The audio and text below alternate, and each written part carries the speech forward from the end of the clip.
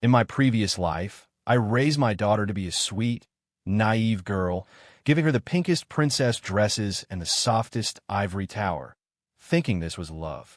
As a result, at the wedding of the son-in-law I had handpicked, the heir I had meticulously groomed, he shot me in front of everyone, called my daughter a useless thing who only knows how to cry, and replaced the bride on the spot. My daughter went mad. She eventually froze to death on the street beside a pile of trash, still clutching the Barbie doll I had given her. When I opened my eyes again, I had returned to the day of my daughter's 3rd birthday. This time, when a servant pushed in a gift cart piled high with lace dolls, I swept my arm and knocked it all over. Under everyone's stunned gaze, I knelt down and placed a small, custom-made pink handgun in her delicate palm. Yo-yo, from this day on, Daddy is going to teach you one thing. The best fairy tale in this world is having a gun in your hand and knowing when to pull the trigger. I collapsed in a pool of blood, a thick warmth gushing from my abdomen. The wedding march still echoed in my ears. The champagne tower shattered at the sound of the gunshot, and the guests' screams pierced the ceiling of Harbor City's most luxurious hotel. My eyes were fixed on the man on the stage. Fu Shixing, the son-in-law I had handpicked, the heir I had groomed for 5 years. He was still holding the gun, smoke curling from its muzzle, his gaze as cold as the Siberian permafrost. Father-in-law, his voice, laced with mocking cruelty, carried across the hall through the microphone. Thank you for your 5 years of tutelage. However, you know the rules of the underworld better than I do. One must cut the grass and pull out the roots. I wanted to move, to scream, to use the last of my strength to tear this heartless bastard to pieces. But my body wouldn't obey. My life force was draining away rapidly with my blood. Then I saw Yo-Yo, my precious daughter, wearing the custom-made wedding gown I had ordered for her from Paris, her veil askew, her makeup a wreck washed away by tears. She knelt beside me, her slender hands trying in vain to press down on my wound as warm blood soaked her pristine white gown. Daddy, Daddy, don't die. Her voice was as shattered as crystal dropped on the floor. I used the last of my strength to lift my hand to touch her face, but it only moved half an inch. Yo-Yo. The sound was so faint, I could barely hear it myself. Fu Shixing walked up behind her, grabbing her by the hair and forcing her to look up. The guests had long since fled. Only his men remained, watching this farce with cold indifference. Wu Yo-Yo, my bride? Fu Shixing gesnird. You think you're worthy? A naive girl who knows nothing but how to smile, act coquettishly, and buy luxury goods? He threw her aside, and she fell, sitting in the pool of my blood. Do you know why I chose you? He crouched down, pinching her chin. Because you're foolish enough, naive enough. Your father protected you like a porcelain doll. Controlling you meant controlling everything your father owned.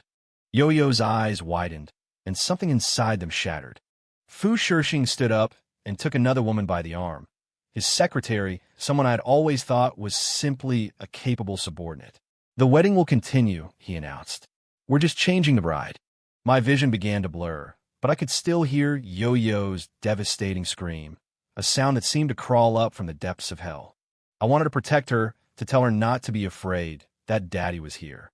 But I was already dead. No, not completely dead. My soul floated upwards. I watched as Fu Shixing's men dragged Yo-Yo away, as my own men were eliminated one by one, as my kingdom changed hands to the sound of the wedding march. Then time leaped forward. I saw my Yo-Yo, the girl whose smile could once light up all of Harbor City, wandering barefoot through filthy alleys. She was in a tattered dress, her hair matted and her face covered in grime, humming an off-key children's song to herself. People threw stones at her, pushed her to the ground, and snatched a piece of moldy bread from her hand. She just smiled a vacant, foolish smile, and went back to humming her song. My soul screamed, struggled, and burned. If rage could take physical form, all of Harbor City would be reduced to ashes. My daughter, my Yo-Yo, the angel I had sworn to protect with my life, had come to this end, all because of my wrong choices, my foolish trust, and my decision to raise her like a delicate flower in a greenhouse. Yo-Yo, I screamed with a throat that did not exist. She suddenly lifted her head, her small, dirty face turning toward the sky. Her eyes were vacant. It was as if she had truly heard something. Then she smiled, a smile identical to the one she'd had at 3 years old, pure, bright, and utterly without impurity. That smile became the final straw that broke me. My world shattered into a million blood-red fragments. Boss! Boss!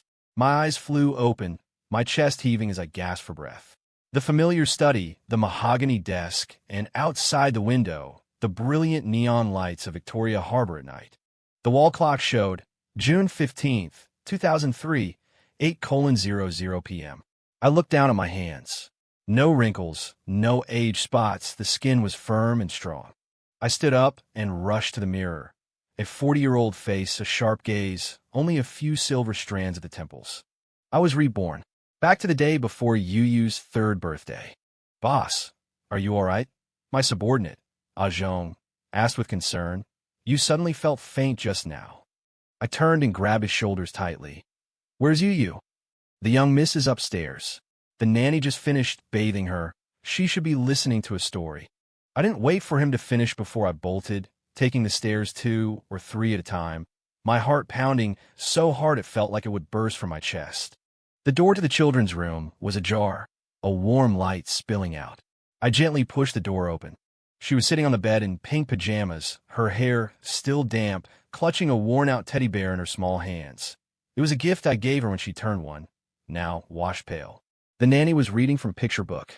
She listened, engrossed, her long eyelashes casting shadows on her cheeks.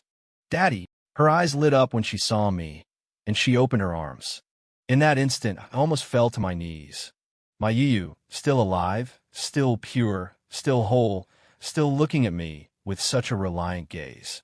I walked over and held her tightly in my arms. Her small body was warm and soft, smelling of milky children's body wash. I held her so tightly that she struggled a little. Daddy, it hurts. I immediately loosened my grip, but couldn't bear to let go completely, pressing my forehead against her small one, and closed my eyes. She was still alive. This time, things would be different. Sir, it's time for the young miss to sleep, the nanny said cautiously. I nodded, placed Yu back in bed, and tucked her in.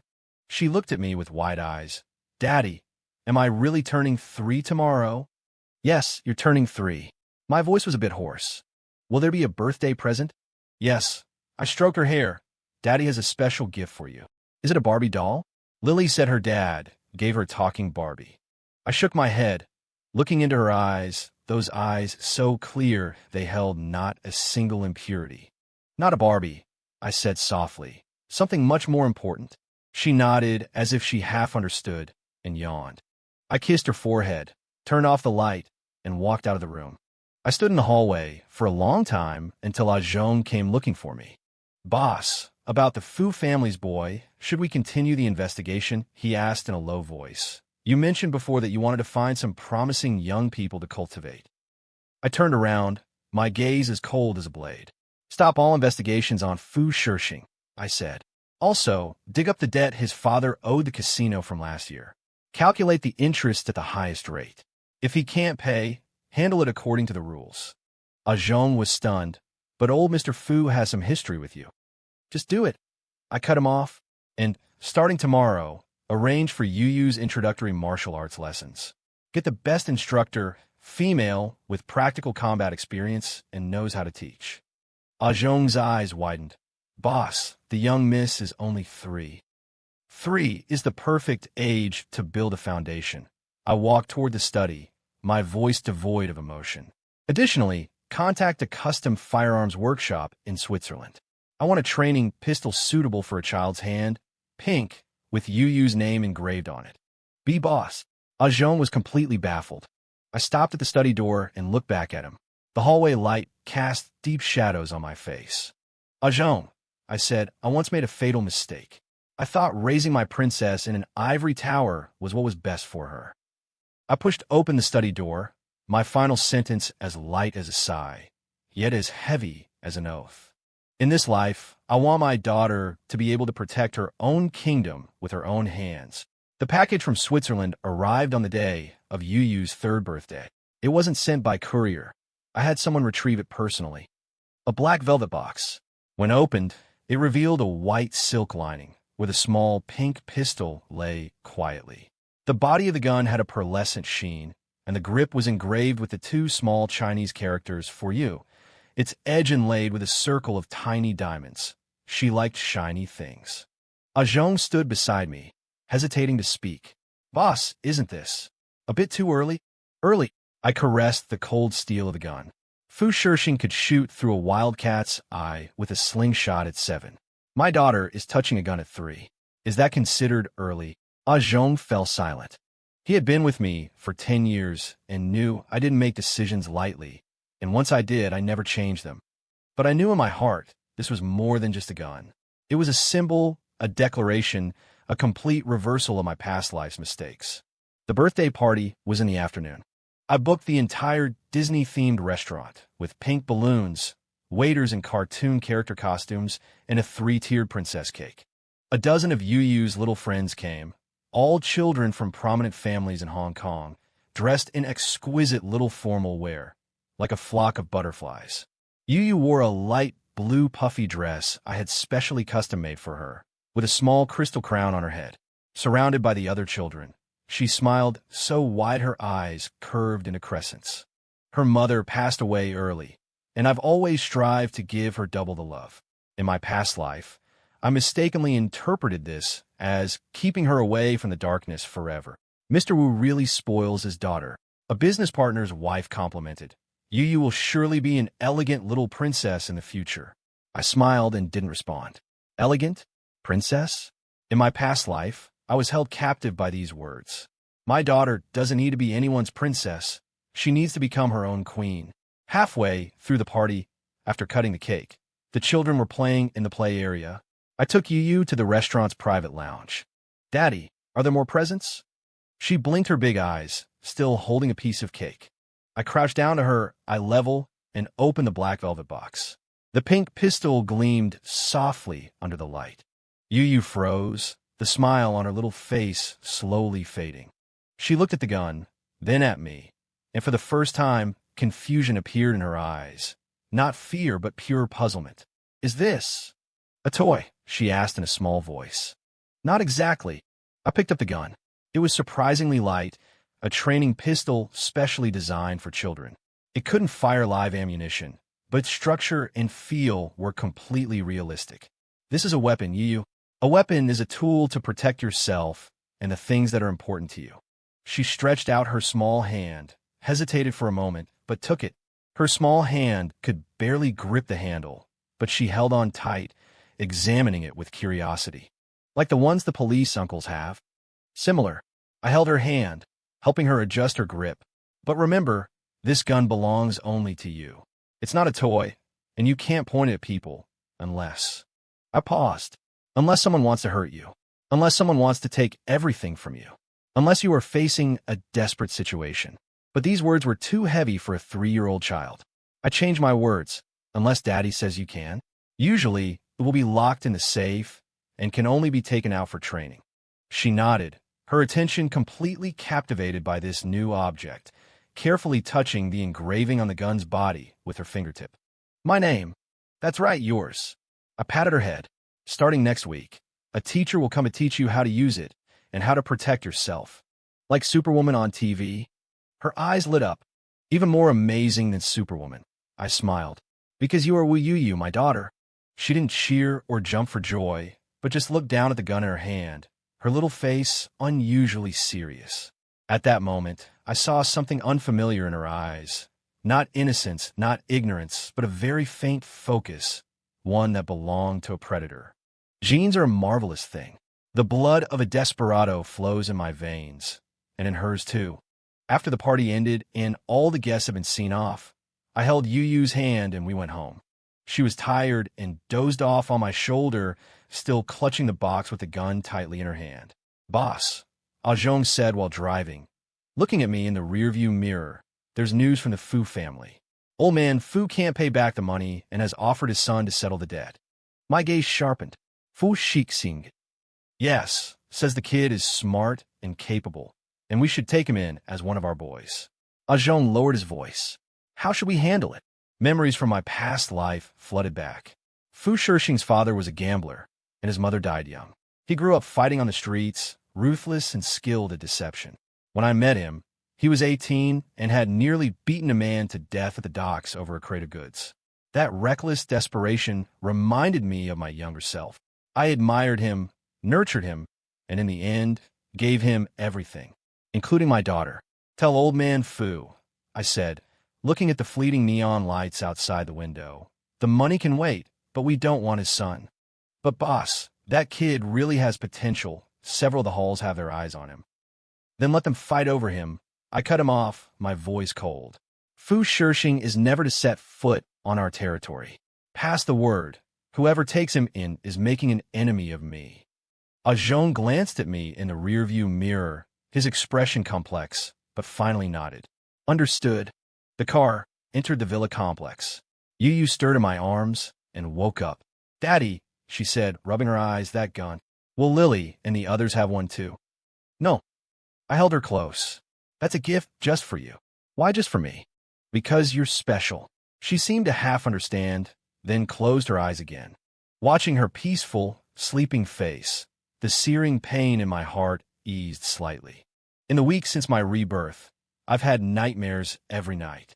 Pools of blood, gunshots, the broken sound of Yu humming a song in an alley. Every time I startle awake, I rush in her room to make sure she's still sleeping soundly in her bed before I can slowly calm down. How long will this fear last? I don't know, but I know I must do everything in my power to ensure the tragedy doesn't happen again. The following weekend, the martial arts instructor arrived. Suyu, 35, a former Special Forces combat instructor who opened a women's self-defense studio after retiring. I had investigated her background. It was clean, professional, and most importantly, she had a systematic training method designed for children. The first meeting was in the villa's basement training room. I had specifically asked someone to paint the walls a pale pink, lay down soft mats, and place some equipment that children would like, but that didn't change the fact that this was a training ground. Yu, dressed in a tracksuit, nervously clutched my trouser leg. Suyu crouched down to her eye level, her smile gentle yet firm. "Hello, Teachofso. Starting today, I'm going to teach you some interesting skills like how to fall without getting hurt, how to break free from a bad guy's grip, and how to protect yourself with your little fists." "Like in the cartoons?" Yu asked in a small voice. "More real than cartoons." Suyu stood up and suddenly threw a side kick. The punching bag next to them swayed violently. Yuyu's eyes widened. "Want to learn?" Suyu asked. Yu looked at me, and I nodded. She took a deep breath, puffed out her little chest, and said yes.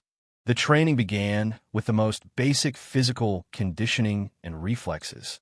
Suyu was very methodical, turning the training into a game, and Yu quickly became engrossed.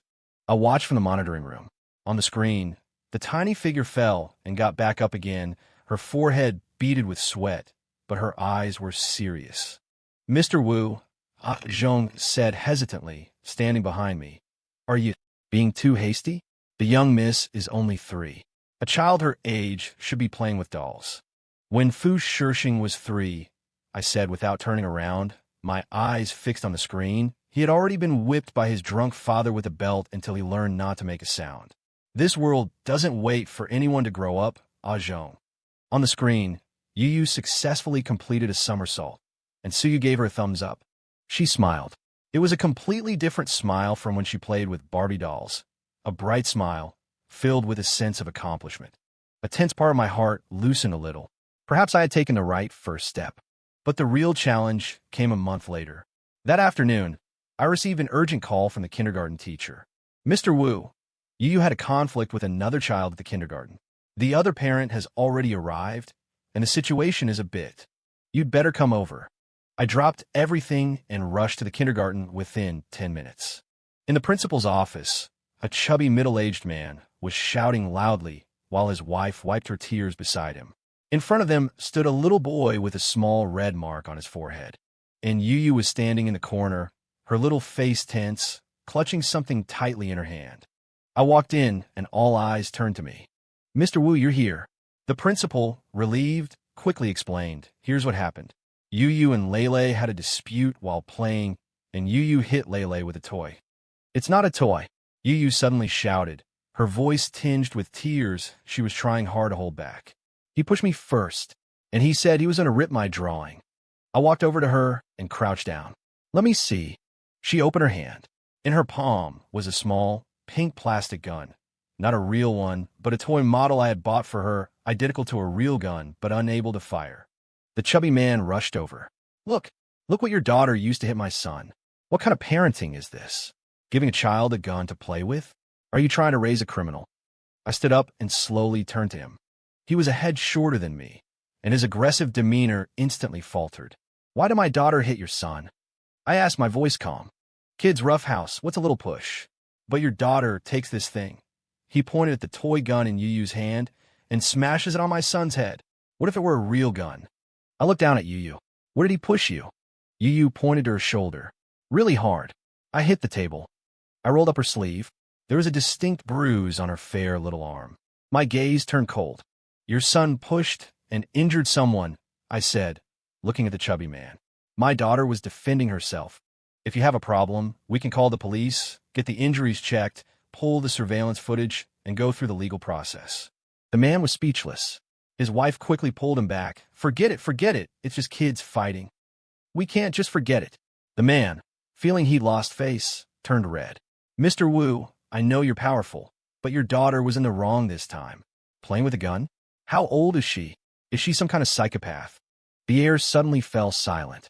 I slowly walked up to him, very close enough for him to see the coldness in my eyes.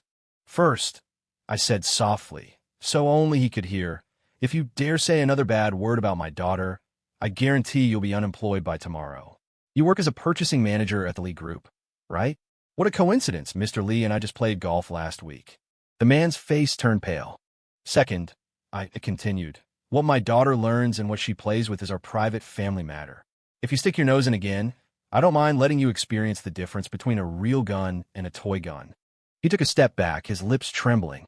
I turned around, picked up Yu, grabbed her small school bag, and nodded to the principal. We'll be heading home for today. As for this gentleman, if I see him or his son at this kindergarten again, I will consider withdrawing my investment. The principal nodded repeatedly. Leaving the kindergarten, I put Yu in the back seat of the car. She kept her head down the whole time. Daddy, she said in a small voice after we had driven a little way. Did I do something wrong? Why do you ask? Teacher Wong said I was too aggressive, not like a girl. She picked at her fingers. Lily and the others never fight. I had Ah Zhong pull over. Yu, look at Daddy. I looked seriously into her eyes. You did the right thing today. When someone hurts you, you protect yourself. That is always the right thing to do. But I used a gun. That was a toy. What if it was real? She suddenly asked. If I had a real gun, could I use it to shoot bad people? The question was too sharp, and coming from a 3-year-old, it was even more startling. I was silent for a few seconds. Yu, a real gun is the last resort. I chose to answer her honestly. You can use it when you have no other choice, when you or someone you love is facing mortal danger. But before that, you have to learn to protect yourself in other ways, like the things teacher Sue taught you, like running away, like asking for help. She nodded as if she partly understood, then leaned into my arms and whispered, Daddy, I was a little scared today. I held her tighter. Scared of what? Scared that man would yell at you. And also, scared that I'd really become a bad kid. My heart clenched painfully. Listen, I said, holding her small face in my hands, you will never be a bad kid. Learning martial arts, learning to shoot, it's not about bullying others, it's about not being bullied. Daddy wants you to be strong, wants you to never have to rely on others for protection, wants you to one day be able to stand anywhere and not be afraid. Her eyes were wet, but she didn't cry this time, just hugged my neck tighter. Daddy, I'll work hard. The car started again, heading towards our villa. The setting sun stained the sky, the color of blood. I looked out the window, the silhouette of Harbor City gradually becoming clear in the twilight. This was just the beginning. Fu Shirxing was still growing up somewhere, the gears of fate still turning. But this time, my daughter would not be the sacrifice. She would hold her own gun and walk her own path. And I would clear every obstacle for her until she was strong enough not to need me. Or strong enough to stand by my side. On Yu's 4th birthday, I took her to a shooting range for the first time. Not a children's training facility, but a real underground range, members only, with tight security. Zhong drove, so you accompanied us, and I carried Yu through 3 security checkpoints. Daddy, it's so quiet here, she whispered, her eyes curiously scanning the cold metal walls. Because this is a very serious place. I put her down and knelt to help her adjust her earmuffs. Remember what teacher Sue taught you. Never point the muzzle at anyone, and don't touch the trigger unless you're ready to shoot. She nodded seriously, repeating the rules. Her voice was milky and soft, but she didn't miss a single word. The head of the range, Old Chun, came to greet us, and he was clearly taken aback when he saw Yu. Mr. Wu, this is my daughter, I said curtly.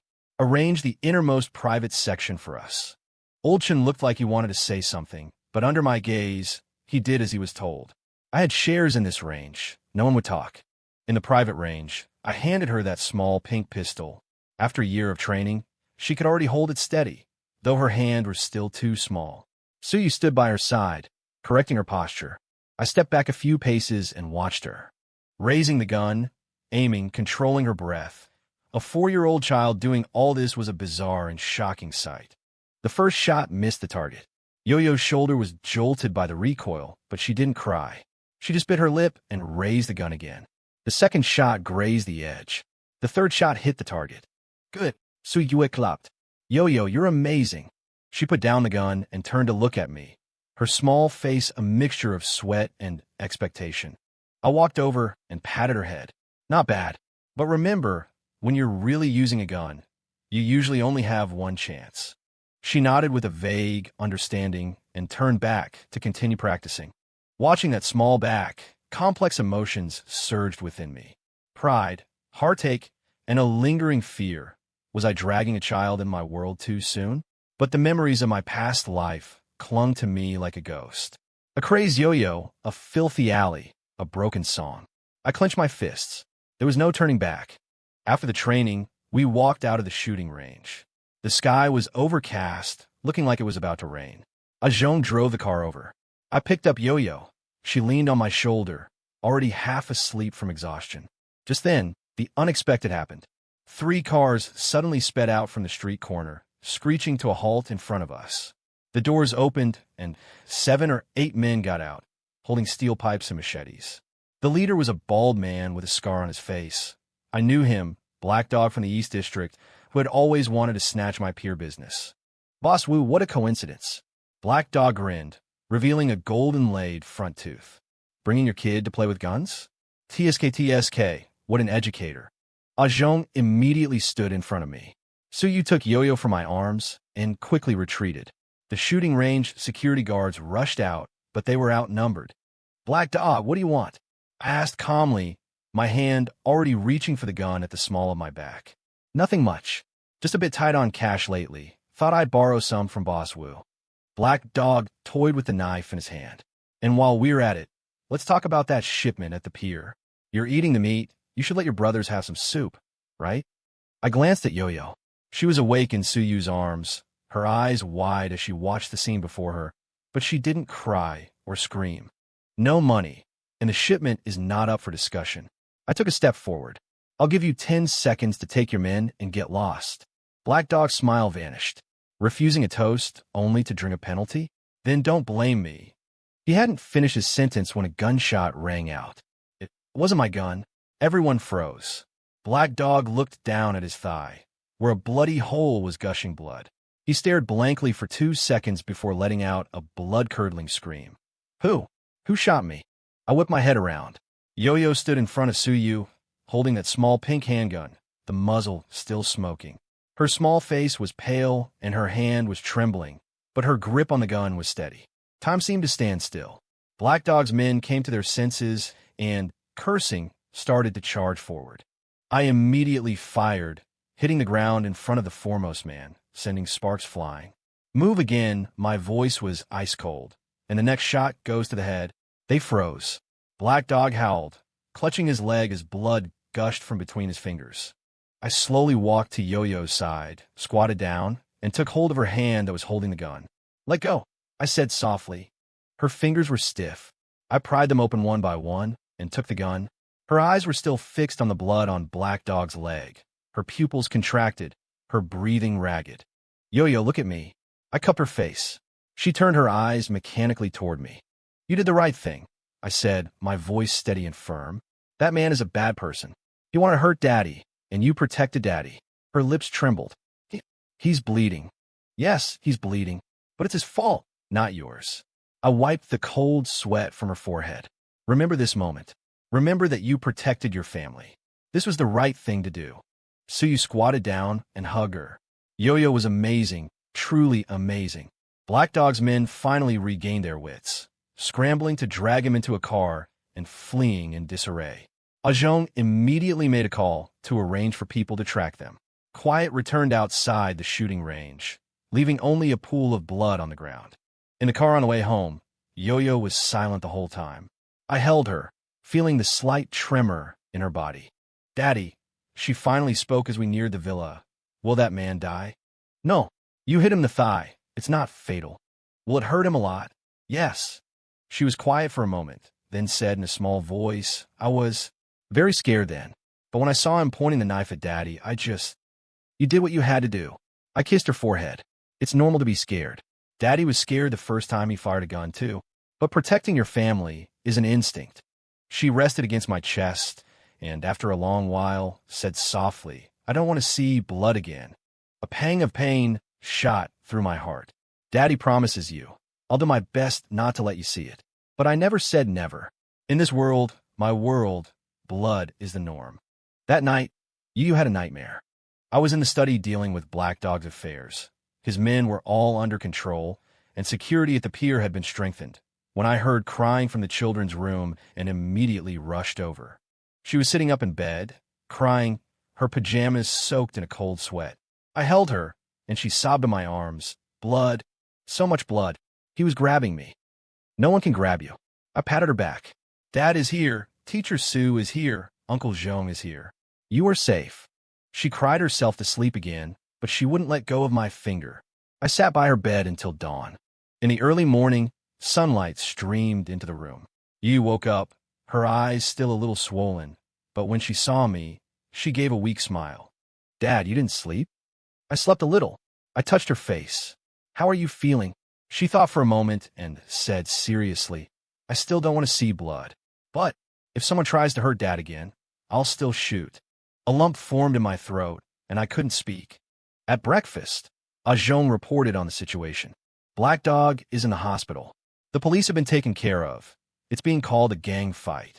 His men have been dealt with according to the rules. Ajong paused. But there's something strange. Go on. We checked Black Dog's communication records and found he's been in recent contact with a middleman. That middleman has had dealings with the Fu family. The coffee cup in my hand froze. Fu Shixing? No, his father. But the timing is very coincidental. The day before Black Dog came looking for trouble, old man Fu met with the middleman. A coincidence? I don't believe in coincidences. The fact that Fu Shixing was able to take over my businesses so smoothly in my past life was definitely not a spur-of-the-moment decision. He had been planning it for a long time, and I, like a fool, had been grooming a wolf as my successor. Keep digging, I said. Put some pressure on old man Fu's side. Doesn't he like to gamble? Make him lose until he doesn't even have his underwear left. Yes. Azong hesitated. Boss, about what happened with the young miss yesterday. If word gets out, there might be gossip on the streets. What kind of gossip? That you're raising your daughter to be an assassin. Some of the old-timers might not approve. I sneered. Old-timers? They were buried 10 years ago. In this era, it's survival of the fittest. My daughter is stronger than their sons. That's a fact. Ajong said no more. After breakfast, Yu said she wanted to go to the garden. I walked with her, and she suddenly asked, Dad, why did those men yesterday hate you? The question was direct. I thought for a moment and decided not to hide everything. Dad's business isn't exactly legal, Yu. Many people want what Dad has, territory, money, power. So they come to take it, to hurt us. Like lions fighting for territory. Something like that. She kicked at the pebbles under her feet, silent for a long time, then looked up at me. Dad, can I help you? The sunlight fell on her face, her eyes clear and determined. For a moment, I seemed to see her a decade later, Not the crazed figure from my past life, but a calm, formidable presence, enough to command respect and fear. You're already helping me now, I said. Train well, study well, and grow up well. That's the biggest help you can be to Dad. But I want to do more. She clenched her small fists. I want to make those people afraid to mess with us. I squatted down to her eye level. That day will come. But before that, you have to become very, very strong. So strong that they're scared just seeing you. So strong they wouldn't even dare to think about it. She nodded vigorously. At that moment, I knew something had changed. Not just you, but me too. In my past life, I treated her like a porcelain doll. In this life, I was treating her like a warrior. But warriors feel pain, they feel fear, and they have nightmares. For the next few months, Yu trained even harder. She no longer just completed her tasks, but actively sought extra practice. So you told me that Yu had been asking many questions about tactics, human weak points, and how to quickly subdue an opponent. Mr. Wu, Yu's learning speed is far beyond that of her peers. But she's pushing herself a little too hard. A 4-year-old child shouldn't have such a heavy psychological burden. I knew what Suyu was worried about. One time, I went to the training room and saw Yu hitting the punching bag, her small fists already red, but she gritted her teeth and continued, a nearly obsessive ferocity in her eyes. Yu, I called to her. She stopped, panting, and looked at me. That's enough for today. But I'm not tired yet. I'm tired, I said. Come eat something with Dad. She paused for a moment, then nodded. I took her to the best dessert shop in Port City and ordered her favorite chocolate cake. She ate slowly, looking at me from time to time. Daddy, are you worried about me? Yes. Why? Because Daddy wants you to be strong, but he doesn't want you to only be strong. I chose my words carefully. You're still little. You should have time to play, to have fun with your friends, to have a life outside of training. She lowered her head and dug into her cake with a spoon, saying in a small voice, Lily and the others haven't been playing with me lately. Why? They say I always talk about fighting, that I'm a tomboy. Her voice grew smaller. Teacher Wong also said that girls should be quieter. I put down my coffee cup. Yo-yo, listen. There are many kinds of girls in this world. There are quiet ones, lively ones, ones who like dolls, and ones who like guns. No one kind is better or worse.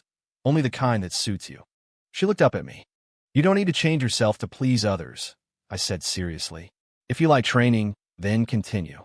If you also want to play with dolls, Daddy will buy you a whole room full. But remember, this is your choice, not someone else's expectation. Her eyes lit up. Then can I train in the morning and play with Lily and the others in the afternoon? Of course you can. Then, can I also have a new Barbie? The kind you can change clothes for. I smiled. You can have as many as you want. She smiled too, a smile that finally had the innocence a 4-year-old should have. But I knew that innocence was just on the surface. She had already seen blood, fired a gun, and knew there were people in this world who wanted to hurt her. Beneath that purity, a hard seed had already been planted. A few days later, I received a call from the kindergarten principal, her tone nervous. Mr. Wu, there's something I must tell you. A stranger appeared near the kindergarten today, asking about Yo-Yo. Our security guard thought it was suspicious and chased him away, but I felt I should let you know. What did he look like? Medium build, wearing a hat. Couldn't see his face clearly, but he spoke with a bit of a northern accent. A northern accent. Old Man Fu's hometown was in the north. I hung up and immediately called Ajong. Assigned 2 more men to protect Yo-Yo in secret. Also, check which people from the north Old Man Fu has been in contact with recently. Boss, you suspect. I don't suspect, I'm certain. I looked at the gloomy sky outside the window. Someone is getting impatient. A storm was coming. And this time, my daughter had a gun in her hand. Old Man Fu was dead. The news came while I was building Legos with Yo-Yo. Ajong knocked and entered, his expression grave. Seeing Yo-Yo, he hesitated. Go ahead. Yo-Yo can listen, I said, handing the last block to my daughter. Old Master Fu had a sudden heart attack at the casino last night. They couldn't save him. Ajong lowered his voice. But people at the scene said that before he died, he kept muttering, saying someone wanted to harm his son. My hand paused. Yo-Yo looked up at me, her eyes clear. His son? Fu Shixing. I asked. Yes. Old Man Fu was deep in debt. Before he died, He was still begging the casino people to let the kid go. Zhong paused for a moment. There's one more thing. We found out that Fu Shishing left Port City last month, supposedly to go south to stay with relatives. But the people in the south said they never saw him. I put down the Lego block. At this time in my past life, Fu Shishing should have still been struggling on the streets. I hadn't met him yet. But now he had disappeared. Keep looking, I said. I want to see him, dead or alive. Zhong nodded and left. Yo-Yo continued building her Legos, but her movements had slowed.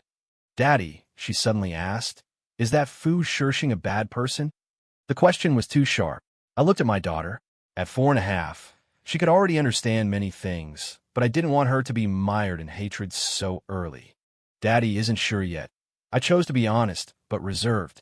But his father did bad things that might affect him, like Uncle Black Dog, something like that.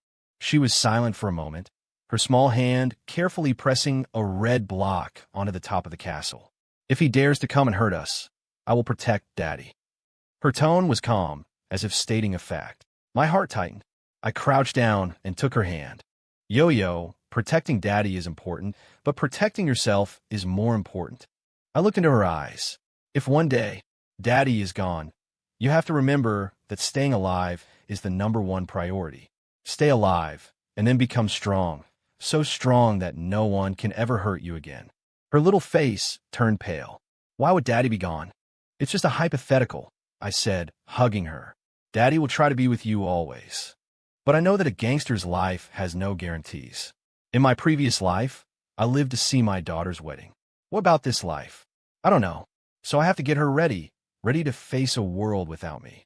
Old Fu's death was like a stone thrown into a calm lake, the ripples spreading.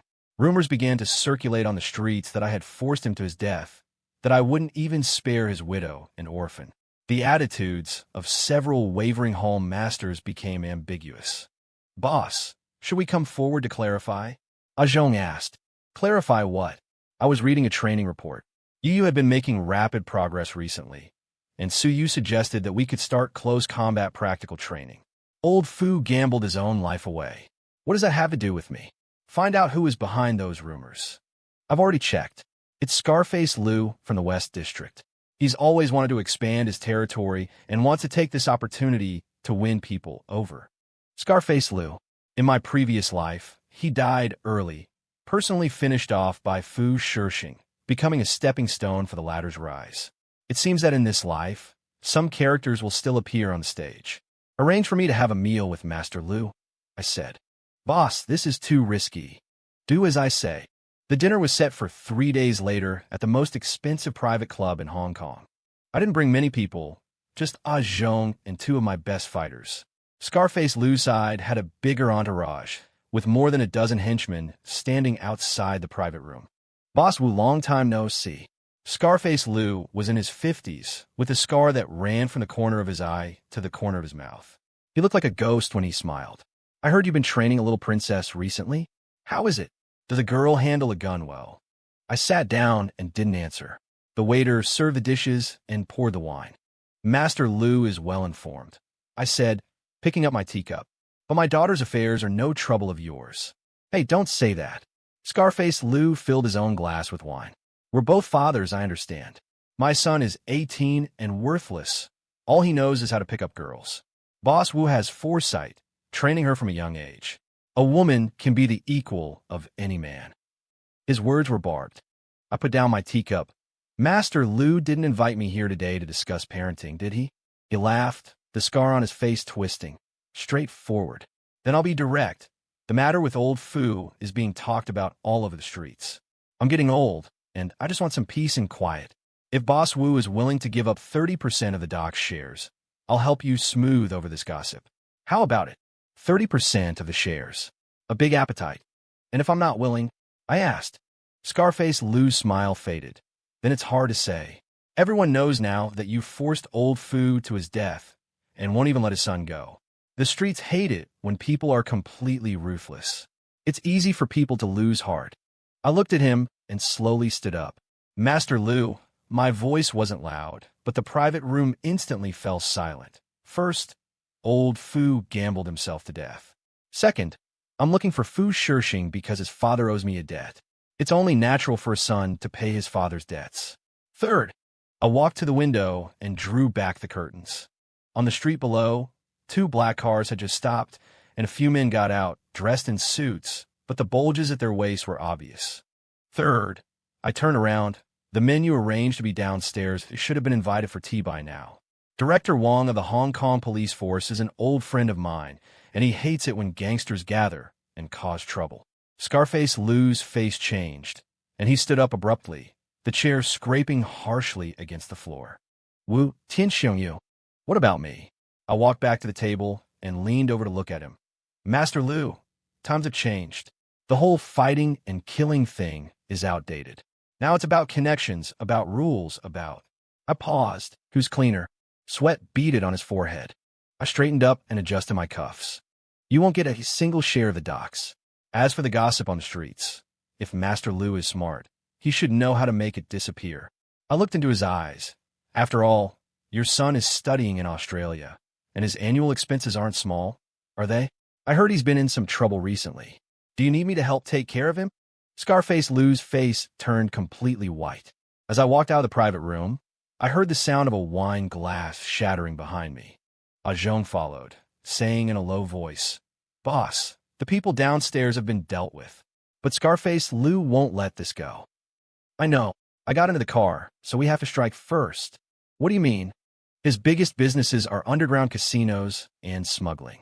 Gather evidence and anonymously hand it over to the police. Also, contact his suppliers in South America, offer them double the price, and cut off his supply. Zhong nodded and took notes. The car drove away from the club, the neon lights flowing across the car window. Boss, about Fu Shirxing. Should we keep looking? It's been 2 months, and there's been no news at all. I looked out the window. The night in Hong Kong was prosperous and dangerous. Fu Shirxing was like a time bomb, hidden in some unknown corner. In my past life, I treasured him. In this life, I would treat him like a ghost. He had to be found and dealt with for good. Keep looking, I said. He must still be in Hong Kong or somewhere nearby. A 15-year-old kid with no money and no power can't have gone far. But honestly, I wasn't sure. Fu Shirxing was no ordinary child. In my past life, he managed to endure under my nose for 5 years, only to turn around and bite me in the end. That level of cunning and resilience was far beyond ordinary. On the way home, we passed a toy store. I had Zhong pull over and went in to buy Yu a new Barbie doll. While paying, I saw children's raincoats hanging by the counter. They were pink with rabbit ears on the hood. I bought 2. It was already 9 in the evening when I got home. Yu was still awake, playing with a puzzle in the living room with Suyu. Seeing me, she ran over. Daddy, I picked her up and handed her the doll. This is for you. Her eyes lit up, but after taking the doll, she looked at me again. Daddy, are you unhappy today? Children are very perceptive. I smiled. No, just a little tired. Then let's do the puzzle together, she said, pulling me down to sit on the carpet. It was a 1,000-piece castle puzzle, already more than half done. Yu was very focused, her small fingers pinching the pieces, carefully comparing them. Suyu nodded at me and quietly left. Daddy, Yu said suddenly after a while, Teacher Su taught me a new move today. Oh, what move? She said if someone grabs you from behind, you can do this. She put down the puzzle piece and gestured with her little hands. Jab backward with your elbow, stomp on their foot, and then turn around quickly. Her form was perfect. I stroke her head. That's great. But remember, when real danger comes, don't just stick to the moves. Bite, kick, gouge their eyes, do whatever works. She nodded seriously, then asked, Daddy, is someone trying to hurt us? I was silent for a moment. How could I explain? Talk about Scarface Lu? About Fu Shirxing?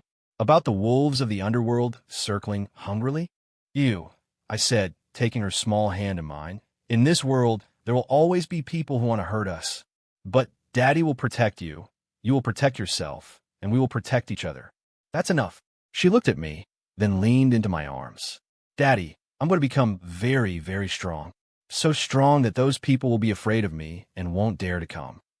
I held her tight and said nothing. Late at night, Yu was asleep. I was in the study, reading the report Zhong had delivered. Scarface Lu's business operations had begun to collapse. The police had raided 3 of his casinos, and his South American supply line had been cut off. But he was still struggling, recently making frequent contact with several Southeast Asian arms dealers. Arms. I frowned. If Scarface Lou got desperate, things would get very messy. The phone rang. It was Suyu. Mr. Wu, there's something I have to tell you, she said, her voice serious. During training today, Yu asked me what she should do if the other person has a gun. My heart sank. What did you say? I taught her the standard response procedures. But she asked for a lot of details like the ammunition capacity of different gun models, how long it takes to reload, and their effective range. Suyu post. Mr. Wu, it's not normal for a 4-year-old to ask these things. I knew, but in this abnormal world, normalcy was a luxury. Keep teaching her, I said, but add psychological counseling. She needs to know why she's learning this, and also when not to use it. You understand, Suyu hesitated. Also, she's been talking in her sleep sometimes lately. Yelling don't come here, or daddy run. I closed my eyes. The shadow of my past life didn't just loom over me. It was affecting Yu too. Those nightmares, that fear, had already been etched into her genes. After hanging up, I walked to Yu's room. She was sleeping restlessly, her brow furrowed. I sat on the edge of her bed and gently smoothed her brow. Daddy's here, I whispered. No one can hurt you. She seemed to hear me. Her brow relaxed, and her breathing became steady. But I knew that promises were easy to make and hard to keep. Scarface Lou was still in the shadows. Fu Shixing's whereabouts were unknown, and the undercurrents of the criminal world were growing more turbulent. And my daughter was growing up at an astonishing rate, but she was also bearing a weight that no child her age should have to bear. A few days later, an accident happened. While Yu was playing on a slide with Lily at kindergarten, Lily accidentally pushed her. Yu fell from halfway down the slide and scraped a large patch of skin on her arm. I was in a meeting when the teacher called. By the time I rushed to the hospital, Yu's arm was already bandaged. She was sitting on the hospital bed, her face pale, but she wasn't crying. Dad, I'm fine. She saw me and comforted me instead. It's just a scratch. I checked the wound.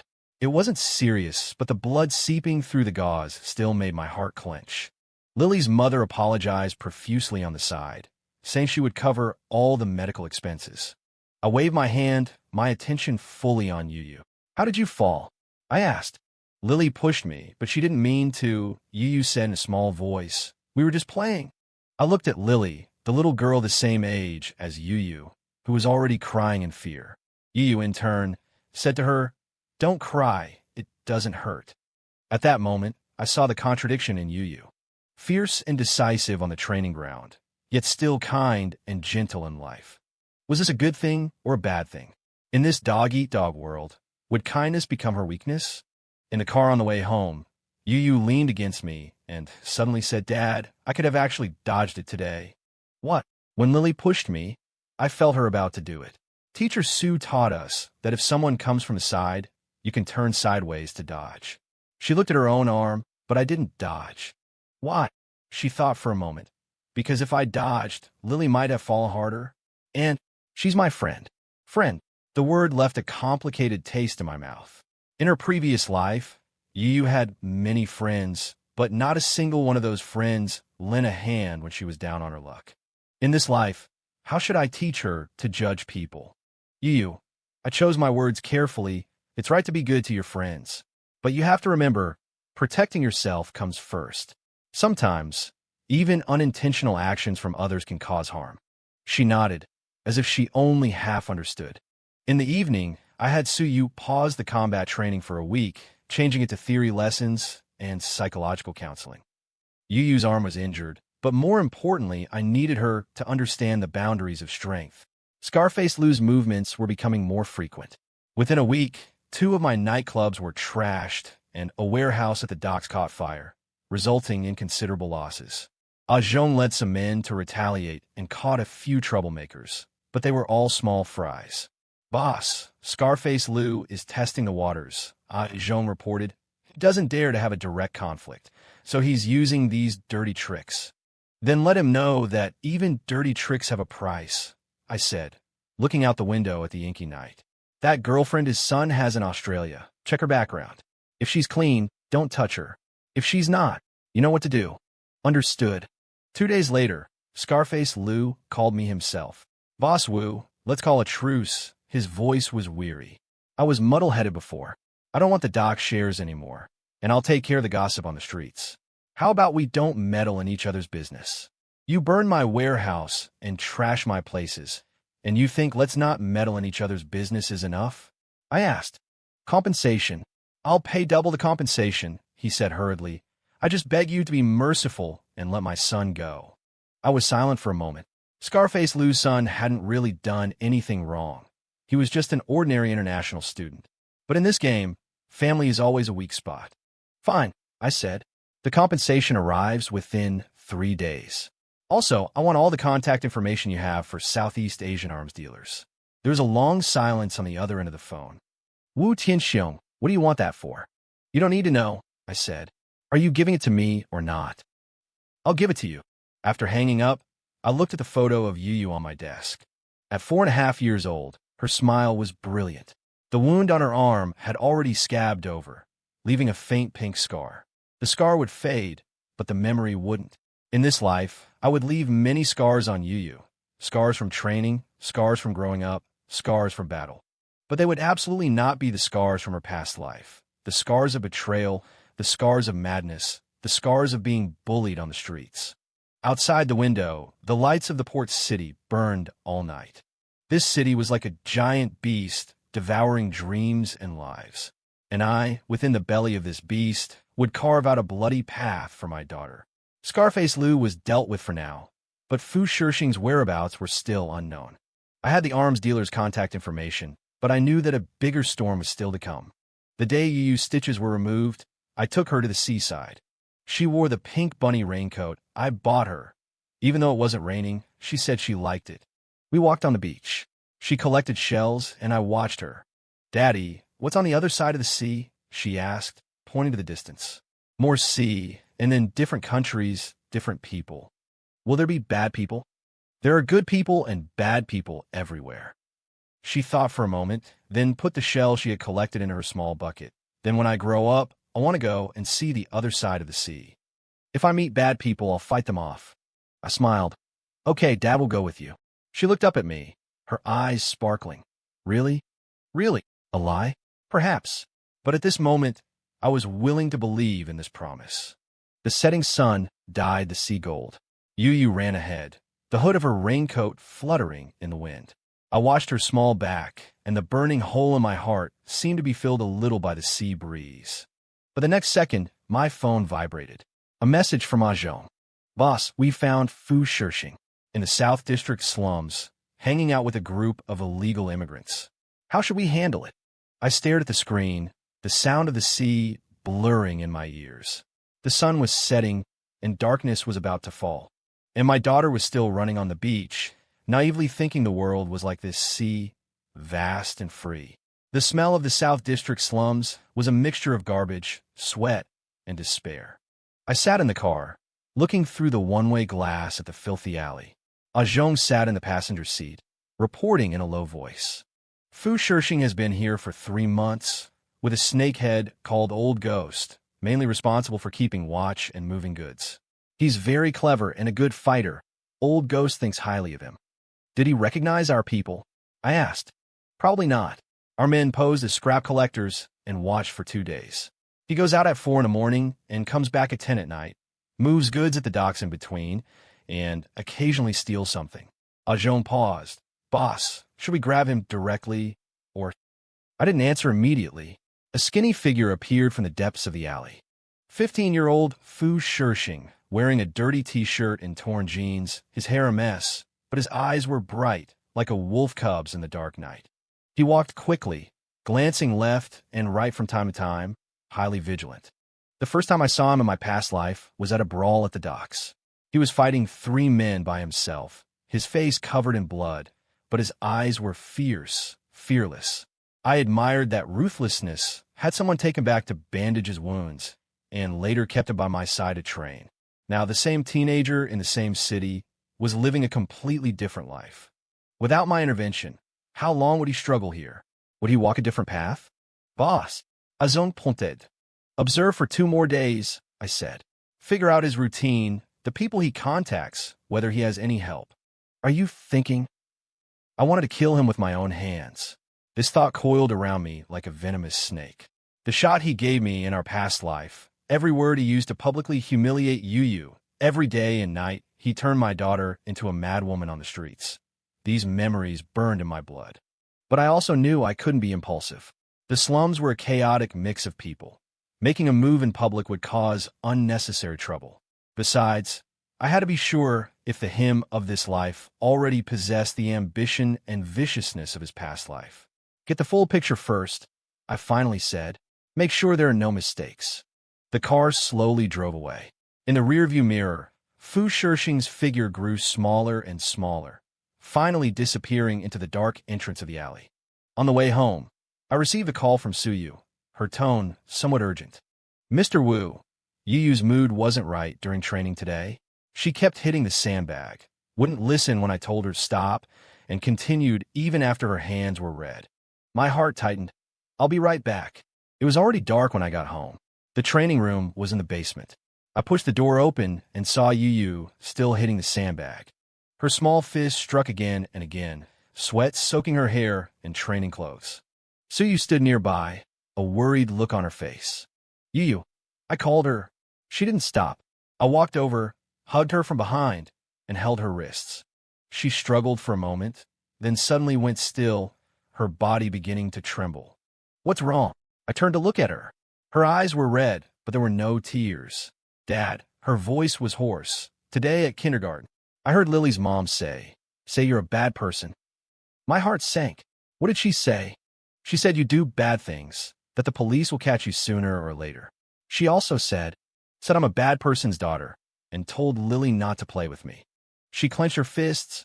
I said my dad isn't a bad person, but she just said kids don't understand. I picked her up and walked to the rest area to sit down. Suyu handed over a towel and water, then quietly left. Yu, I wiped the sweat from her face. What Lily's mom said is wrong. But you have to remember, in this world, not everyone will like you or understand you. But she said you're a bad person. Her voice rose. You protect me, buy me toys, teach me to box. You're the best dad. My nose stung, and I hugged her tightly. Dad has indeed done a lot of things that aren't exactly legal. I chose to be honest. I run casinos, I'm a loan shark, and I fight with other gangs for territory. In many people's eyes, these are indeed bad things. She looked up at me, with confusion and hurt in her eyes. But everything Dad does is to protect you, to protect our family. I looked into her eyes. In this world, sometimes you have to be the bad guy in others' eyes to protect the ones you love. She was silent for a long time, her small hand clutching my shirt tightly. What about me then? She asked in a small voice. Am I a bad guy's daughter too? No, I said firmly. You are my daughter, and that's enough. You don't need to be responsible for what I do, nor do you need to care about what others think. You just have to remember, protect yourself, make yourself strong, and then use your own eyes to judge what is truly right and wrong. She nodded as if she partly understood, leaned into my embrace, and closed her eyes tiredly. That night, I stayed with her as she slept. After she fell asleep, I got up quietly and went to study. Zhong was already waiting. Have you checked out Lily's family? I asked. I have. Her father is a newspaper editor, currently working on a special report about the gangs in Hong Kong. He must have heard some rumors. Zhong handed me a file. Do you need me to go talk to him? I flipped through the file. Lily's father was named Chun Wen-yuan, 42 years old, with 20 years in the industry, known for daring to speak the truth. His recent reports indeed alluded to my business. No need. I closed the file. Arrange a meeting. I'll see him myself. Boss, that's two. Do as I say. 2 days later, I met Chen Wen-yuan in a quiet coffee shop. He looked older than his actual age, wore glasses, and had a wary look in his eyes. Mr. Wu, I didn't expect you to seek me out. He got straight to the point. If you're here to ask me to pull the story, I'm afraid you'll be disappointed. I'm not here to threaten you, Mr. Chun. I ordered 2 cups of coffee. I'm here to discuss a deal. He frowned. What deal? Your daughter Lily and my daughter Yu are good friends, I said. Yu likes her very much. Says she's the only friend at kindergarten who doesn't mind her being too fierce. Chen Wen-yuan's expression changed slightly. As fathers, we both want our daughters to grow up healthy and happy, I continued. I can ignore your report, but please ask your wife not to say those things in front of you. She's just a child. She shouldn't have to bear this. He was silent for a moment, then said, and if I refuse, then I will be very sorry. I took a sip of coffee, but I will not harm your family. That's my bottom line. However, Mr. Chun, have you ever considered whether the people you expose in your report will be as reasonable as I am after it's published? His face turned pale. Hong Kong is very big and also very small. I put down my cup. You expose one gang, they might not dare to touch you, but will they go after your colleagues? Your friends? Or a certain teacher at your daughter's school? Are you threatening me? I'm telling you the reality. I looked at him. You've been a journalist for 20 years. You should understand the rules of this world better than I do. Justice is important, but the safety of your family is more important. Shun Wenyuan's hands were trembling. He took off his glasses and rubbed the bridge of his nose forcefully. I need time to think, he finally said. I'll give you 3 days. I stood up and left a business card. This is my private number. Whatever you decide, you can call me. I promise I will not harm you or your family. Leaving the coffee shop, Ajong was waiting for me in the car. Boss, what if he continues to write? Then we'll change our approach, I said, looking out the window. Buy shares in that newspaper, or sponsor a few projects that report on me positively. Public opinion can be guided.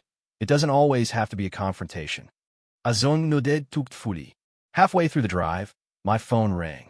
It was the subordinate responsible for monitoring Fu Shishing. Boss, there's a situation. It looks like Fu Shishing is planning to run tonight. Run? To where? Not sure. But he packed his things and had a long, secret talk with Old Ghost. We overheard a few words. It seems like he's planning to take a smuggling boat to Macau tonight. Macau. In my past life, Fu Shishing had indeed spent some time in Macau, where he met several key figures who later helped him rise to power. Stop him, I said immediately, but don't harm him. I want him alive. Understood. I told Ajong to turn the car around and head for the South District Pier. Night fell. The lights at the pier were dim, and the sea breeze carried a salty, fishy smell. We parked the car in a hidden spot and approached the abandoned warehouse where the smuggler's boat was docked. My men were already in position nearby. A voice came through the walkie-talkie. Boss, Fu Shishing is here. Alone, carrying a bag. Where's Old Ghost? Haven't seen him. He might be waiting somewhere else.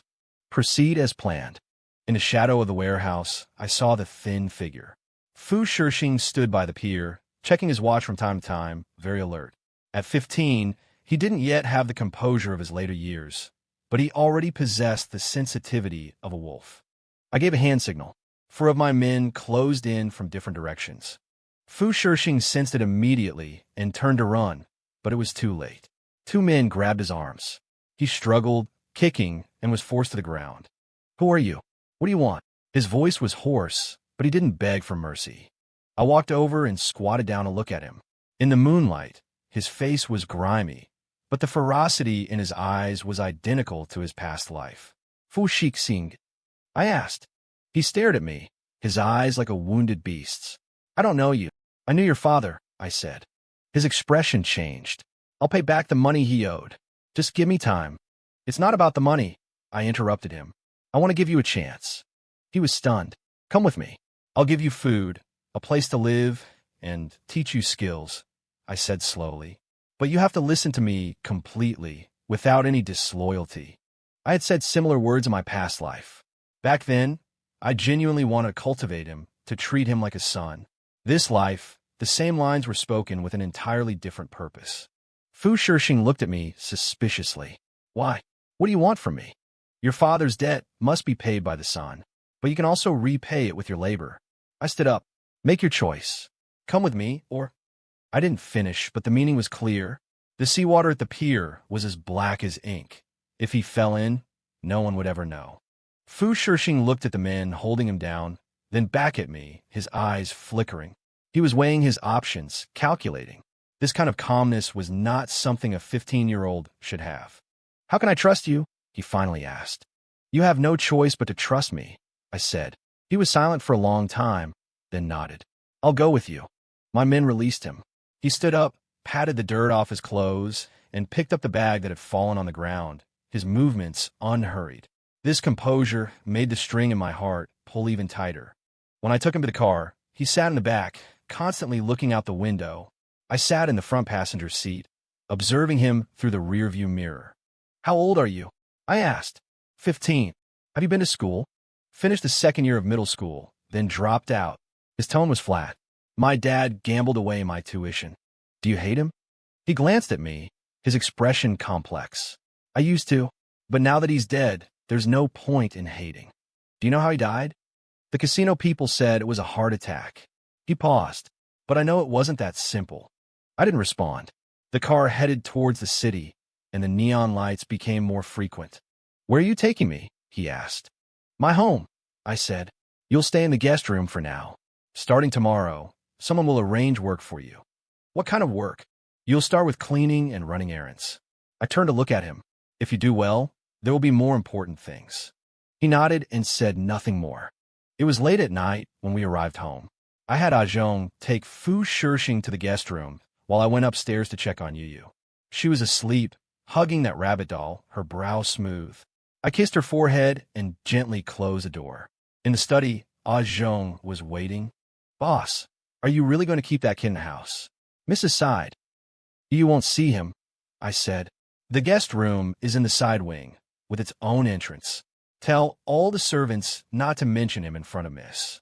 "But, Ajong," I interrupted him, "do you know the story of the farmer and the snake?" He nodded. "In this life, I will be the farmer who knows the snake will bite, yet still raises it by his side.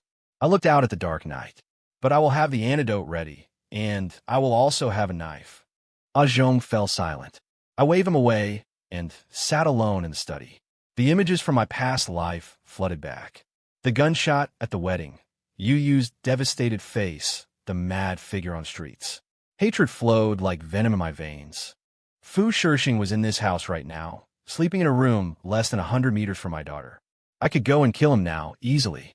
But I didn't, because a simple death would be too easy for him.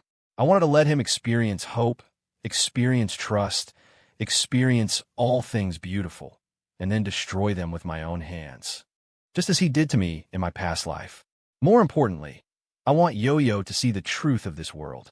If she is to inherit my mantle, she must know what kind of person is the most dangerous and what kind of betrayal is the most fatal.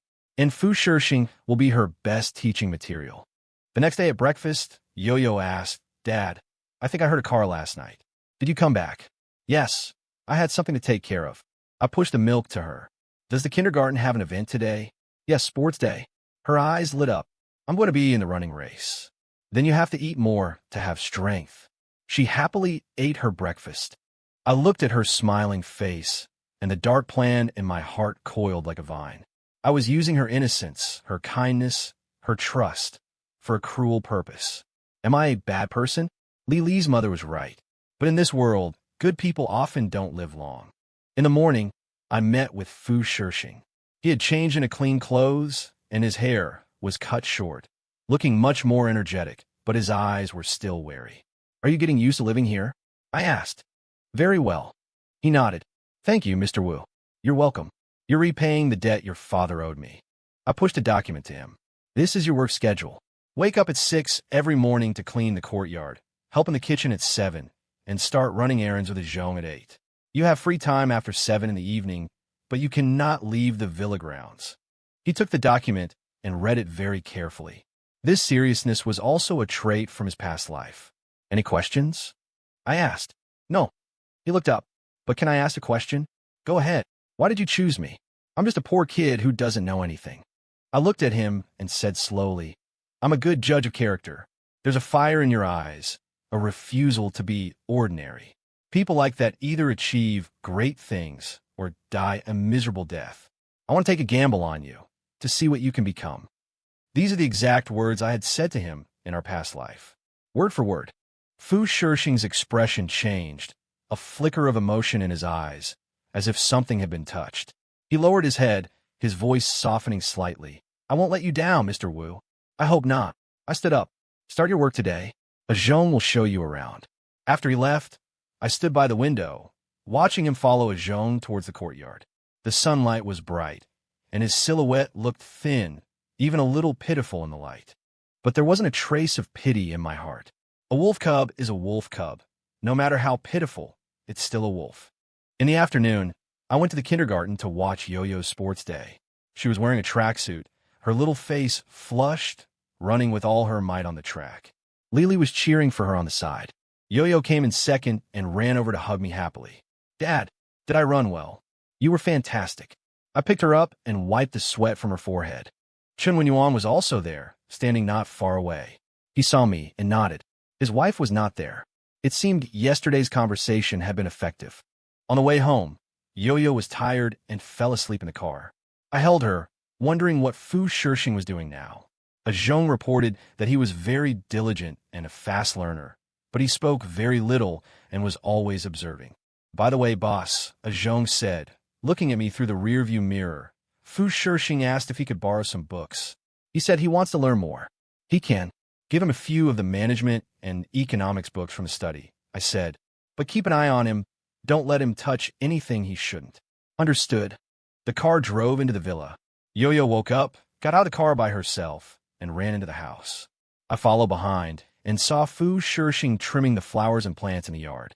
He paused when he saw Yo-Yo. Yo-Yo saw him too and stopped, curious. "Who are you?" she asked. Fu Shishing glanced at me, then said to Yo-Yo, "I'm the new gardener." "Gardener?" Yo-Yo tilted her head. "You look so young." I'm an apprentice." Yo-Yo nodded, didn't ask any more questions, and ran into the house. Fu Shishing continued to trim the plants, but his movements were noticeably stiff. "She's my daughter, Yo-Yo." "She's very cute," he said, his tone unreadable. "Stay away from her." My voice turned cold. "Your work area does not include the main house, nor does it include interacting with her. Understand?" He put down the shears and stood up straight. "Understood, Mr. Wu." I stared at him for a few seconds, then turned and went inside. At dinner, Yo-Yo suddenly asked, "Dad, that new garter brother, why does he look so thin? Is it because he doesn't have enough to eat?" My chopsticks paused. His family was poor before. Now that he's working here, he has food to eat. "Oh," Yu thought for a moment. "Then can I give him a little of my cake tomorrow?" The kitchen Annie said she's making chocolate cake today. "No need," I said. "The staff meals are enough for him." Yu said, "Oh," and lowered her head to eat. But I knew her kindness was already beginning to sprout. Towards strangers, towards pitiful people, she would instinctively want to help. This was both a good thing and a bad thing. During bedtime story time, I told her the story of Little Red Riding Hood. When I got to the part where the wolf disguised itself as the grandmother, she asked, "Daddy, why did the wolf have to pretend to be the grandmother?" "Because it wanted to eat Little Red Riding Hood." "But why couldn't Little Red Riding Hood tell?" "Because the wolf's disguise was very good, and Little Red Riding Hood was too kind and too quick to trust others." Yu said thoughtfully, "Well, if I were Little Red Riding Hood, I would first ask the grandmother a question, a secret that only Grandma and I know. That way, I know if it was the real Grandma." I smiled and patted her head. "Clever. So remember, don't easily trust strangers, even if they look pitiful or friendly." "What about the gardener boy?" she suddenly asked. My heart tightened. What about him? The way he looked at me today was a little strange. Yu furrowed her little brow. It was like he was very envious, but also very sad. A child's intuition is very accurate. When Fu Shishing saw Yu, what was he thinking? Was he envious of her life? Jealous of her carefree existence? Or was he already scheming how to use her? "Listen, Daddy," I said seriously. "Stay away from him. He is not your friend." Yu looked at me and nodded. "I know." After she fell asleep, I walked to the wing where the guest rooms were located. The light in Fu Shishing's room was still on. I stood outside the window and saw him sitting at the desk, reading with great focus. In the moonlight, his profile was still boyish, but his eyes were already those of an adult. In this life, will Fu Shishing walk the same path as in the previous one? Or will he become a completely different person because of my intervention? I didn't know, but I knew I had to be prepared. Prepared for the worst-case scenario. Because in my world, trust is a luxury and betrayal is the norm. In his third month at the villa, Fu Shishing revealed an unusual talent for the first time. That day, Zhong took him to the dock warehouse to take inventory of a new shipment of goods, electronics on the surface, but actually containing smuggled luxury items. Originally, the plan was just to have him move some boxes and get familiar with the process, but while checking the manifest, Fu Shixing discovered a numerical error. "Uncle Zhong," he said, walking over with the manifest, his voice quiet but clear. "There's a problem with the import tax calculation in this column. It's been overestimated by 3 percentage points. If we report it like this, customs will be on to us." Zhong was stunned for a moment, then took the manifest and looked at it carefully. It was true, a very subtle error that even the old accountant in charge of finances hadn't noticed. "How did you know?" Zhong asked.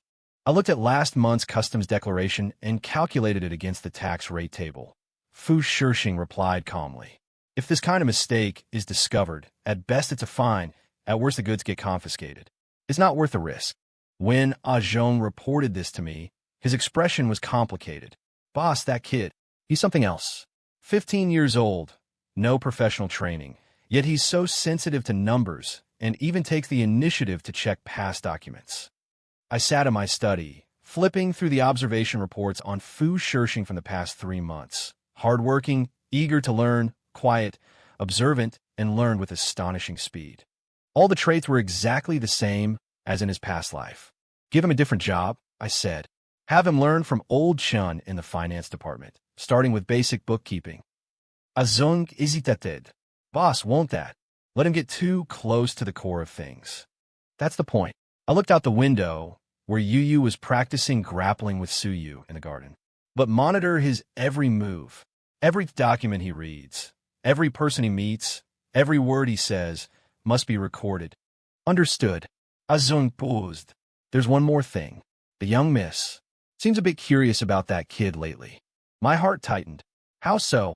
"The day before yesterday, the young miss went to the garden to pick flowers and happened to run into Fu Shixing trimming the hedges. They chatted for a bit. The young miss asked him why he was always alone, and he said he liked the quiet. Then the young miss said, 'Well, I can talk with you,' and she really did sit next to him and talk for 10 minutes. "About what?" "Just kid stuff, things about school, about toys," Zhong said. But the kid listened very attentively and would even respond a little. It was only when teacher Sue came looking for the young miss that she was led away. I tightened my grip on the pen in my hand. In the past life, Yu had also been drawn to Fu Shixing's way of listening so attentively. She said Fu Shixing was different from others. He wouldn't patronize her like a child and would listen to her seriously. "Poison is always coated in sugar. Tell Suyu to adjust the training schedule. When Yu is home, Fu Shixing must work elsewhere." I said, "Also, arrange for Fu Shixing to attend night school. He is not to be in the villa at night, either." "Night school? Doesn't he want to learn?" "Give him the opportunity. Find a reputable one. Let him study accounting, management, anything as long as he's not at home in the evening." Zhong nodded and left. I walked to the window, watching Yu in the garden. She had already mastered basic grappling techniques. Though her movements were still novice, they were taking shape. Suyu was teaching her how to use her small and agile body to fight against larger opponents. "Remember, Yu," I heard Suyu say, "strength isn't everything.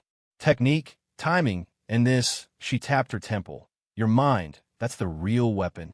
Yu nodded earnestly, sweat dripping from her forehead, but her eyes were focused. My daughter was growing at an astonishing rate, but the kindness in her bones, her sympathy for the weak, remained her greatest vulnerability. A few days later, I arranged a test. I had Zhong accidentally reveal a piece of false information in front of Fu Shixing. A shipment in the South District was being targeted by rivals, but its defense was weak. If the rivals attacked, the losses would be significant. Then, I observed Fu Shixing's reaction. After hearing it, Fu Shixing said nothing and continued with his work.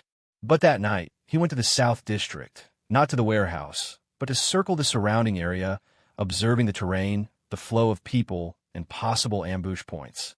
The next day, he found Zhong. "Uncle Zhong, about that shipment in the South District, I suggest sending more men or moving it," he said. "I went to check last night. There are too many back alleys over there, easy for people to hide. If I were the rival, I'd attack from 3 directions at once. The manpower at the warehouse isn't enough to handle that." When Zhong reported this, I was silent for a long time. Did he see it was a trap? I don't think so. His suggestion was very sincere. He even drew a rough sketch. Zhong handed over a piece of paper. On it was a hand-drawn map of the South District's terrain with suggestions for troop deployment. Though crude, the thinking was clear. I looked at the paper, and memories from my past life surged. Fu Shishing was always like this, always able to foresee danger, always able to provide the most effective solution.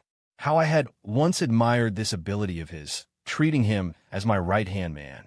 Do as he says, I finally said. Double the manpower in the South District. But don't let him know we've adopted his suggestion. Boss, what you're doing is... I'm feeding a wolf. I tore the paper to shreds. Feeding him until he thinks he's a sheepdog and forgets he's a wolf. Zhong seemed to half understand, but didn't ask any more questions. Another 2 weeks passed, and Yu Yu's birthday was approaching. For her 5th birthday, I had originally planned a big celebration, but Yu Yu said she wanted to keep it simple, just family eating a cake together. What about your friends? Aren't you inviting Lily and the others? I asked. Yu Yu shook her head. Lily's mom still doesn't like me. The other kids, they're a little scared of me. Scared of you? Yeah. She looked down, fiddling with her fingers. Last time in P.E. class, I accidentally sprained a boy's hand. I didn't mean to, but he cried, and the other kids said I was aggressive. A pang of pain hit my heart.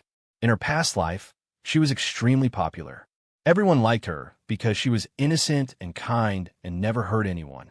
In this life, because of my training, she was being isolated. Yu Yu, let me ask you, I crouched down. What do you think is more important, being liked by others or protecting yourself? She thought for a moment. Both are important. But if I can only choose one, I want to protect myself.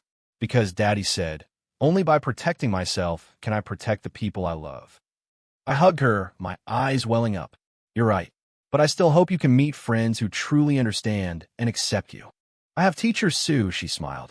Teacher Sue said that real friends won't be afraid of you because you're strong. They'll be proud of you instead. Sue was right. But such friends in this world were far too few. The day before her birthday, I decided to take Yu Yu to pick a present.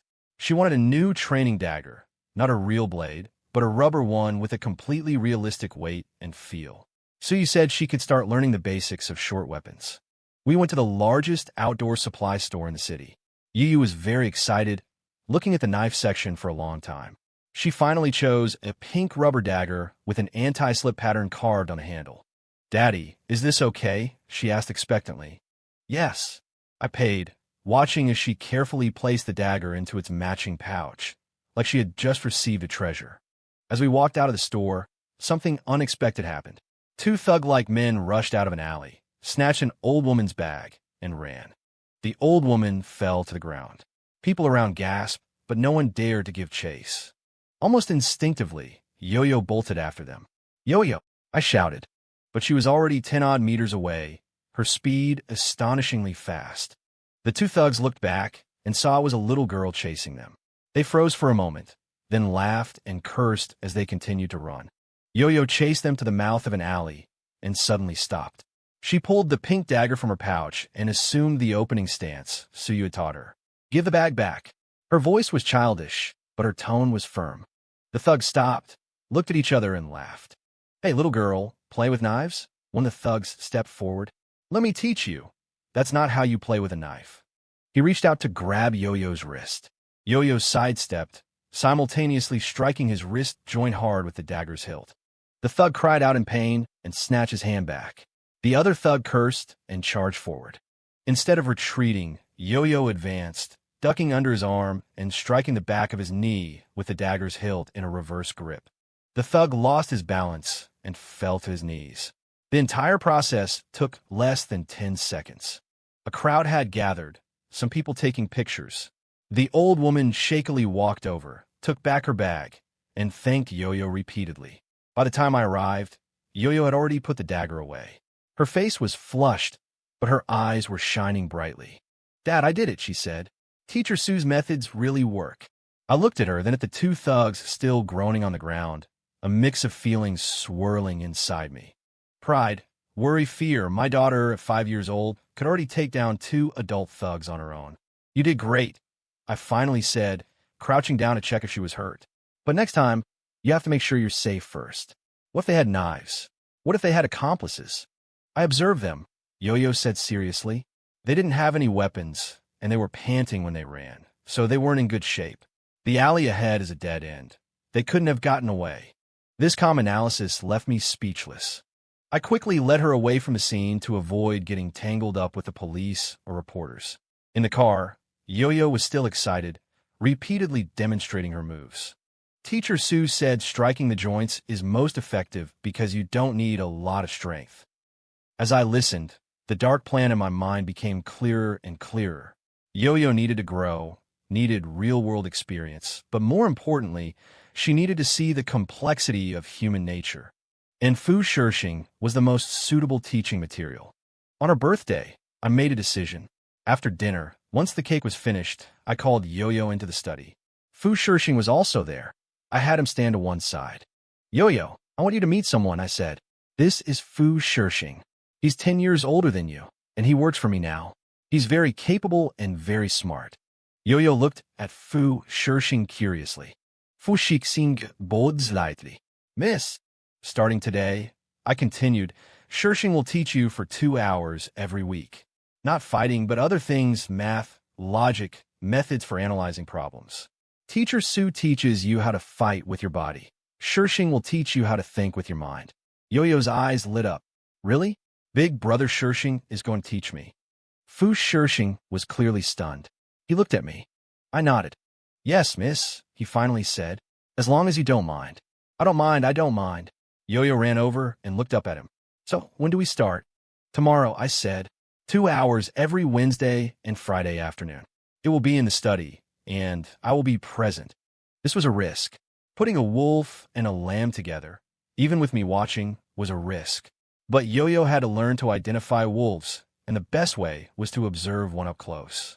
After Fu Shixing left, Yo-Yo asked me, Dad, big brother Shixing doesn't seem to talk much.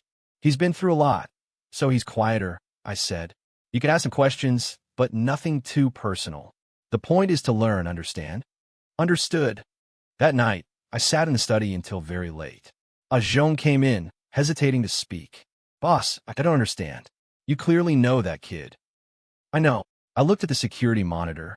Fu Shixing was in his room, reading with intense focus. That's why I want Yo-Yo to learn how to pull his fangs before he even bares them. But it's too dangerous. The young miss is only 5. That kid is 15 and already a tough character. 5 isn't that young. I turned off the monitor.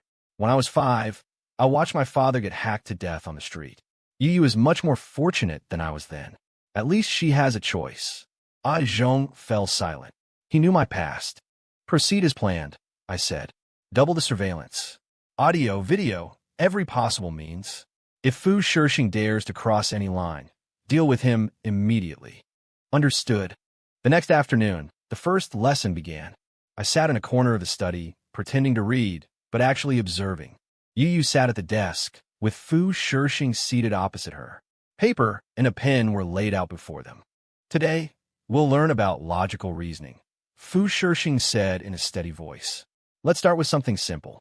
If all A are B, and some B are C, does it necessarily follow that some A are C? Yu furrowed her little brow, thinking. Fu Shixing waited patiently, not rushing her. After a few minutes, Yu shook her head. Not necessarily, because some B are C, but they aren't necessarily the B's that came from A. A flicker of surprise crossed Fu Shixing's eyes. Correct. How did you figure that out? I drew circles. Yu drew 3 overlapping circles on the paper, labeling them A, B, and C. Look, A is completely inside B, and C only overlaps with a part of B. So, it might not be inside C at all. Fu Shixing looked at the diagram she drew, fell silent for a few seconds, then nodded. A very clever method. Now, let's look at the next problem. 2 hours passed quickly. Yu was deeply engaged in her learning, and Fu Shixing taught with great seriousness. During a break, Yu asked him, Brother Shixing, did you learn all this in school? Some of it. Most of it I learned from reading on my own. Why do you love learning so much? Fu Shixing paused. Because knowledge is the only thing that is truly yours that no one can take away. Yu nodded, only half understanding. After the lesson, Fu Shirxing left. Yu ran over to me. Daddy, Brother Shirxing seems to know so much. But he never smiles. Is he unhappy? Perhaps, I said. So you must remember, not all smart and capable people are happy people. Some have been through too much and have forgotten how to smile. Can I make him happier? Yu asked innocently. My heart tightened. Yu, some people's unhappiness is not for you to change. Just do your own thing, and that will be enough. She said, oh, but her eyes still held a hint of confusion. That night, I reviewed the surveillance footage and audio recordings. Fu Shirxing had not crossed any lines during the lesson. His questions were professional, his attitude was proper, and he even showed a rare patience with Yu. But it was this very perfection that made me more vigilant. A wolf is always at its most gentle when approaching the flock. The lessons proceeded according to plan for the next few weeks. Yu's progress was rapid. Her logical thinking and problem-solving skills improved noticeably. Her interactions with Fu Shirxing also became more natural. Sometimes they would even chat for a bit after class. Brother Shirxing, what do you like to eat? Anything is fine. What about chocolate cake? The auntie in the kitchen makes the most delicious chocolate cake. I could bring you some next time. Thank you. Brother Shirxing, why are you always alone? Don't you have any friends? Friends? You don't need too many. I listened to all these conversations. Fu Shirxing's answers were always brief and restrained, but Yu's warmth was like sunlight, melting his defenses bit by bit. Dangerous. Far too dangerous. But I didn't stop it, because I wanted Yu to experience this process, from curiosity to trust, and then to possible betrayal. Only by experiencing it herself could she truly learn. Until one day, the unexpected happened. After the lesson that day, Yu said she wanted to go to the garden to see the newly bloomed flowers. Fu Shirxing accompanied her. This was the first time they were alone together, though still within the villa grounds. I followed behind, keeping my distance. In the garden, Yu crouched before a rose bush, carefully touching a petal. Fu Shirxing stood to the side, the setting sun stretching his shadow long. Brother Shirxing, Yu suddenly asked, do you hate your father? Fu Shirxing's body visibly tensed. Why do you ask? His voice was low. Because I heard Daddy say that your father did bad things and owed a lot of money, Yu said, looking up at him. But I think a father is a father, and you are you. You don't need to be sad for someone else's mistakes. Fu Shirxing was silent for a long time. The setting sun shone on his face, and for the first time, I saw a real emotional fluctuation in his eyes, pain, struggle, and a trace of confusion. I used to hate him, he finally said, but now, I don't anymore. Hating someone is too tiring. Do you still miss him? Sometimes. Yu stood up, patting the dirt from her hands. My mom passed away too. I miss her sometimes, but Dad says she's watching me from heaven, and that I have to live happily for her to be happy. Fu Shirxing looked at her, his expression complex. You're very fortunate, he said softly. You will be happy too, Yu said earnestly. As long as you work hard and live a good life, you'll definitely be happy. Fu Shirxing didn't speak, just turned to gaze into the distance. In that moment, he didn't look like a cunning wolf cub, but rather a lonely teenager. My heart struggled. This scene was too real, so real it made me doubt my own judgment. Perhaps in this life, with different experiences, Fu Shirxing would walk a different path. But the memories of my past life were seared into my soul like a brand. The gunshot at the wedding, Yu's devastated face, the crazed figure on the street. These images snapped me back to reality. No, I couldn't afford to be soft-hearted. I walked out, interrupting their conversation. Yu, it's time to go back. Teacher Sue is still waiting for you to train. Yu nodded and waved at Fu Shirxing. Brother Shirxing, see you tomorrow. Fu Shirxing gave a slight nod, watching us leave. That night, I made a decision. It was time for the next step. I summoned Fu Shirxing to the study and handed him a file. There's a shipment coming from Thailand next week. We need someone to handle the pickup, I said. Ajong will lead the team, and you'll go with him. This is your first time on an important mission. Do it well, and there will be more opportunities in the future. Fu Shirxing took the file and read it carefully. This shipment, is it risky? Of course, I said, looking at him. The other party is no pushover. They might try to double-cross us. That's why I need you to go. You're smart enough, calm enough, and can adapt to situations. This was a test, and also a trap. If Fu Shixing had other intentions, this was the perfect opportunity. He could collude with outsiders, he could embezzle the goods, he could do anything. And I would be in the shadows, watching his choice. Fu Shixing was silent for a moment, then looked up. Mr. Wu, may I ask a question? Go ahead. Why do you trust me so much? I'm just an outsider, and the son of a debtor at that. I leaned back in my chair and said slowly, I'm a good judge of character. You have ambition in your eyes, but you also have a bottom line. I'm willing to take a gamble on whether you're worth cultivating. The same words again. I had said them in my past life, and I was saying them again in this one, but the meaning was completely different. Fu Shixing clutched the file, his gaze firm. I won't disappoint you. After he left, I stood by the window, looking out at the night. You, Dad is teaching you the cruelest lesson. Trust is the most extravagant luxury in this world, and betrayal often comes from the person you least suspect. I hope you learn it. But Dad also hopes you'll never have to use this lesson. The handover for the Thai shipment was set to take place on a fishing boat in international waters. Zhong led the team, with Fu Shixing accompanying him. A group of 8 men in 2 speedboats. I sat in a command vehicle at the port in Hong Kong, monitoring their communications in real time. Boss, everything is normal. Zhong's voice came through the earpiece. ETA at the rendezvous point in 30 minutes. How's Fu Shixing's condition? I asked. Very calm. He's been looking at the sea chart without saying a word. Zhong paused. Boss, I still think bringing him along is too risky. This shipment is worth 30 million. What if he... Proceed as planned. I interrupted him. If he causes no trouble, promote him to your deputy when you get back. If there's a problem. I didn't finish, but the meaning was clear. The sound of waves and engines came through the earpiece. I watched the surveillance screen, the light dots representing the speedboats moving slowly across the electronic sea chart. The high seas at night were pitch black, with only the moonlight casting a cold, silvery glow on the water surface. Yu was staying at Suyu's place tonight, saying they were going to watch some children's movie. I had arranged it specifically. I didn't want her waiting at home for me. If the plan went wrong, I didn't want her to see me lose control. Time ticked by, second by second. Target vessel spotted. Zhong's voice came again. They've signaled. Confirmation is positive. Proceed with the handover as per procedure. I could hear the speedboats approaching, the sound of wooden planks bumping, and muffled voices. Everything sounded normal. The handover process lasted about 20 minutes. The other party counted the goods, Zhong verified the cash, and then they shook hands. Handover complete. Preparing to return, Zhong reported. I breathed a sigh of relief. Perhaps the Fu Shixing of this life was really different. Perhaps my early intervention had set him on a different path. But just as the speedboats were about to depart, something happened. A gunshot pierced the night sky. Ambush! Zhong roared. They've turned on us.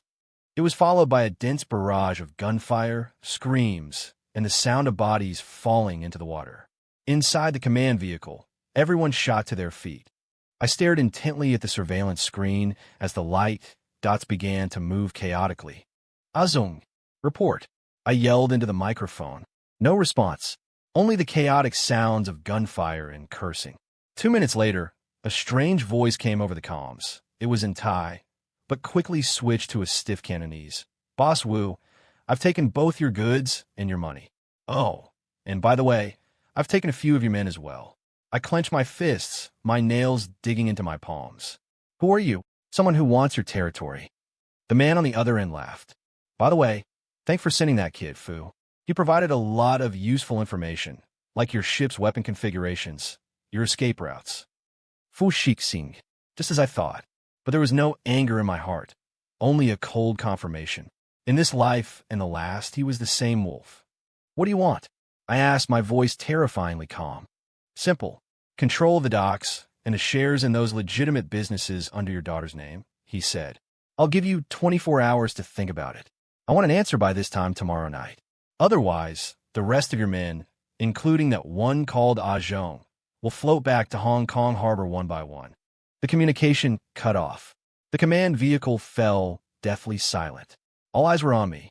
I slowly sat back down in my chair, lit a cigarette, and took a deep drag. Boss, what do we do now? One of my men asked. Send a team for reconnaissance. See if there are any survivors, I said. Contact the hospitals. Prepare to receive the wounded. Notify all halls to go on high alert. And Fu Shishing. Issue a kill order. I exhaled a puff of smoke. I want it brought back, dead or alive. 5 million bounty. My men moved quickly. I sat alone in the vehicle, watching the lights of Hong Kong Harbor outside the window. This city is like a slumbering beast, and now I must awaken its most savage side. But that wasn't the most important thing. The most important thing was Yu. I took out my phone and called Suyu. The phone rang a few times before it was answered. The sound of a children's movie played in the background.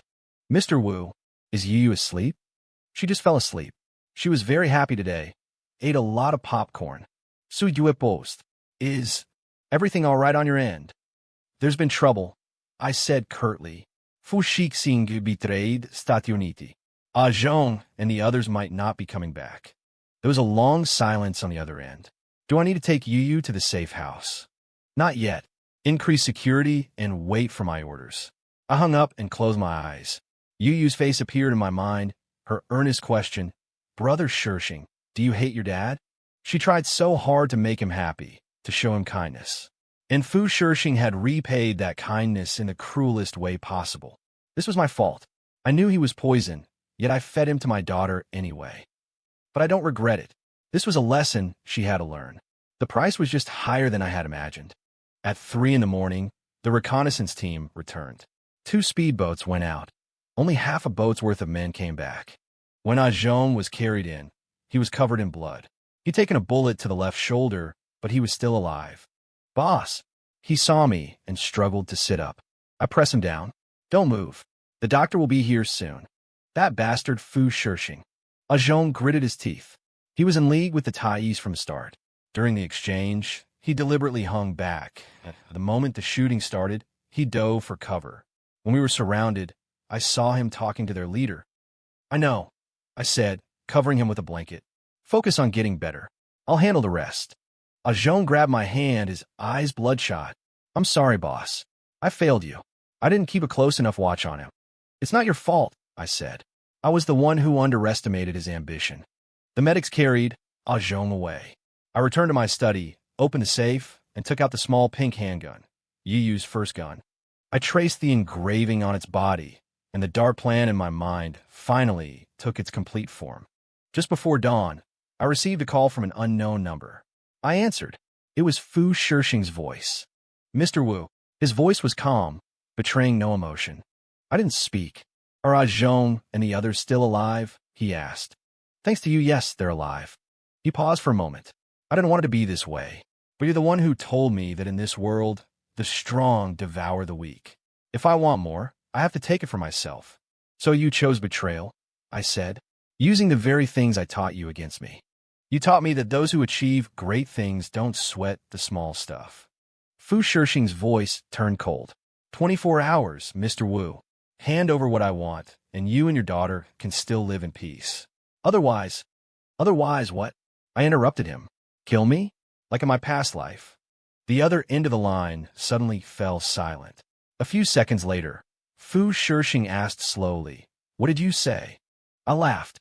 I said, Fu Shishing, in this life you still chose the same path. But I won't give you another chance. I hung up and threw the phone on the desk. Does he know what the words past life mean? Not necessarily, but the seed of doubt has been planted. I want to make him wonder, make him uneasy, make him doubt everything. At 9 in the morning, Yu was brought home by Suyu. She ran into the study and saw me sitting at the desk, pausing for a moment. Daddy, you didn't sleep? She walked over, her small hand touching my face. You look so tired. I held her, smelling the scent of children's shampoo in her hair. Daddy ran into a little trouble, I said softly. What trouble? Can I help? I looked into her eyes and decided to tell her part of the truth.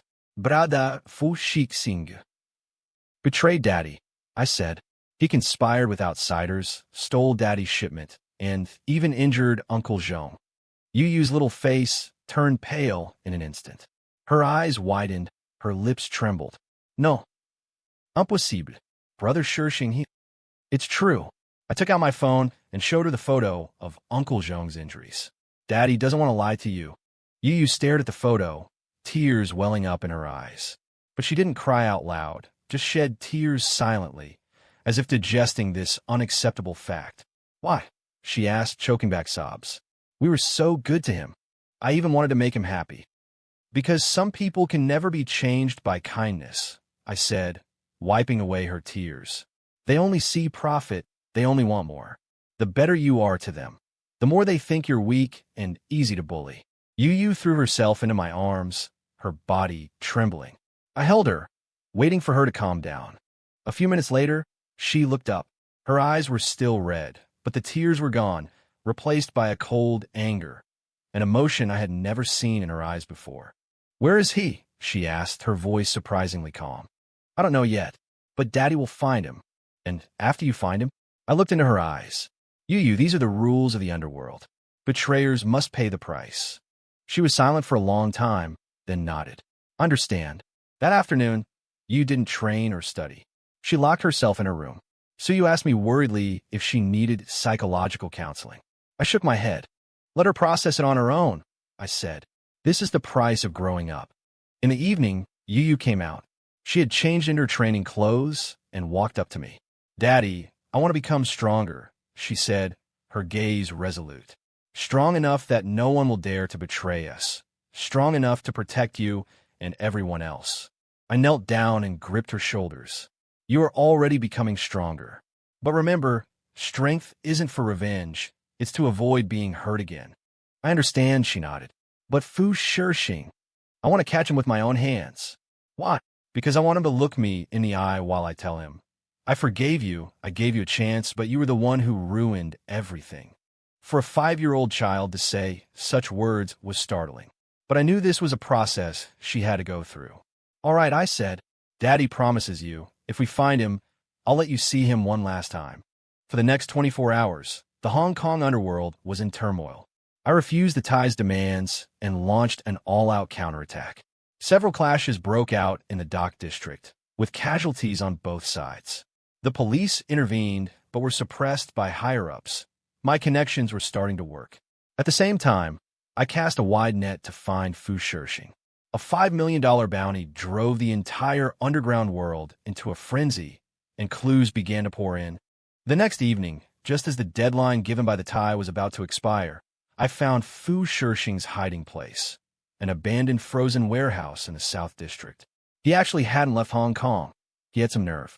I led the team myself, 20 elite men, fully armed. Before we left, Yu grabbed my hand. Daddy, take me with you. No, it's too dangerous. You said you'd let me see him one last time, she insisted. Besides, I have a gun. I'll protect myself. I looked at her determined eyes and finally relented. But I made her sit in the last car, protected by Suyu, and forbid her from going near the warehouse. The convoy drove towards the South District under the cover of night. The abandoned warehouse district was dead silent, save for the sound of the wind and the distant waves. We had the target warehouse surrounded. Infrared scans showed 4 people inside. Boss, do we storm it or hail them? A subordinate asked. I glanced at the car where Yu was. She was watching us through the window, her small face tense. Hail them, I said. My man used a megaphone. Listen up inside, you're surrounded. Hand over Fu Shishing, and the rest of you can live. Silence from the warehouse. A few seconds later, gunshots rang out, bullets sparking against our cover. Breach, I ordered. The fight lasted less than 10 minutes. There were only 4 of them. Though they put up a desperate struggle, they were hopelessly outnumbered. 3 were killed on the spot. The last one, Fu Shishing, was cornered in the deepest part of the warehouse. When I walked in, my men already had him under control. He'd been shot in the shoulder and was bleeding profusely, but he was still standing, his eyes locked on me. The lighting in the warehouse was dim. The refrigeration units had long been shut down, but the air was still frigid. I walked up to him, and we faced each other. Mr. Wu, Fu Shishing smiled, blood at the corner of his mouth. You got here fast. You chose the wrong opponent, I said. Perhaps, he coughed, but I don't regret it. At least I tried. I looked at his young face, images of his past and present lives overlapping. The same boy, the same betrayal, just at a different time. Why? I asked. I treated you well. Because I don't want to be a dog forever, he suddenly roared. What do you take me for? A tool you can order around? A slave paying off a debt? Yes, you fed me, housed me, taught me things, but in your eyes I was always inferior. Even your daughter could order me around. Yu was very good to you. That was charity.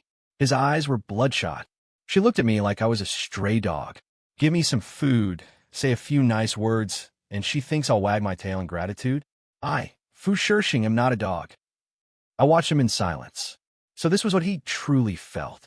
In his past life, he had hidden it well. In this life, because of my vigilance, he was exposed early. So you betray me, I said, using what I taught you to bite me. The weak are prey to the strong. That was the first lesson you taught me. He sneered. I learned it well, didn't I? Footsteps approached.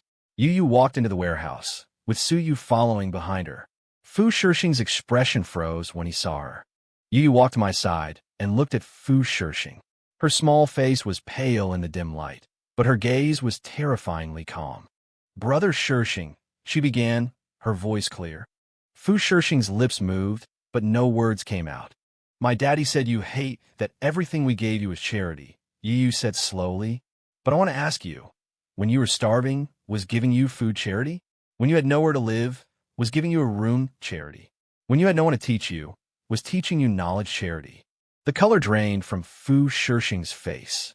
I thought of you as a friend, Yu continued. I told you my secrets. I wanted you to be happy. I sincerely wish you well. Was that also charity? The warehouse fell silent. Fu Shirxing avoided her gaze and lowered his head. What you want isn't equality, it's privilege. Yu's voice turned cold. You want to leap to the top in a single bound, to get everything for nothing. So you use other people's kindness as a stepping stone and their trust as a weapon. Fu Shirxing, you will never deserve true respect because you don't even know the meaning of basic gratitude. These words, coming from a 5-year-old child, shocked everyone. Even I hadn't expected Yu to see things so clearly. Fu Shirxing looked up, his eyes red. What do you know? You were born with everything. Of course you can say pretty words. What do I have? I only have this life. I have to fight and claw for everything. You can fight, Yu nodded, but you shouldn't fight the people who are good to you. This is what my daddy taught me. A wolf can eat a sheep, but must not bite the hand that feeds it. After she finished, she turned to leave, then stopped and looked back at him one last time. I don't hate you, Fu Shirxing, but I look down on you. She walked out of the warehouse, her small back held perfectly straight. Fu Shirxing stood frozen, as if all his strength had been drained. I signaled my men to get ready. Fu Shirxing suddenly spoke. Mr. Wu, can I ask one last question? Go ahead. What you said before. Past life. What did you mean? I looked at him and said slowly, it means you have already died once at my hands. In this life, the ending will not change. His pupils contracted. He looked like he wanted to say more, but I had already turned and walked away. Outside the warehouse, I hugged Yu. Her body was trembling slightly, but she didn't cry. Dad, I did it, she said softly. Yes, you did very well. I kissed her forehead. Let's go home. A gunshot echoed behind us, reverberating in the night sky before fading into silence. I didn't look back. In the car, Yu leaned against my chest and finally burst into tears. Not a loud wail, but silent weeping, her tears soaking my shirt. I held her without offering words of comfort, just gently patting her back. Some pain must be experienced and digested alone. Back at the villa, I took her to her room. She lay in bed, her eyes red and swollen, but she had calmed down. Dad, she whispered, will people betray us again in the future? They might, I said honestly, but as long as we are strong enough, betrayal can't hurt us. I will become very strong, she said, closing her eyes. Strong enough to protect everyone who is good to us. Sleep. I tucked her in. Tomorrow is a new day. She fell asleep quickly, her breathing steady.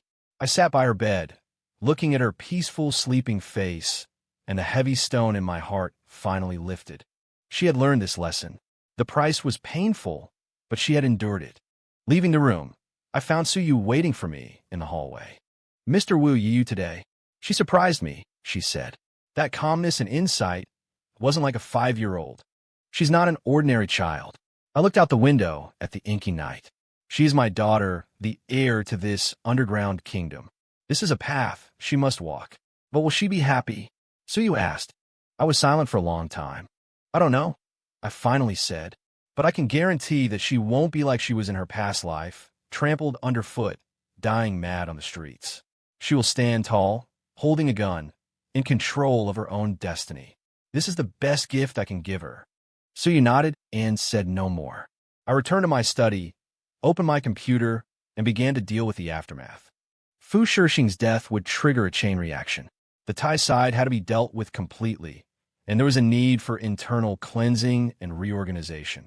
But most importantly, Yu had passed her first real test. She had witnessed betrayal with her own eyes, faced the betrayer herself, and handled it all with a maturity beyond her years.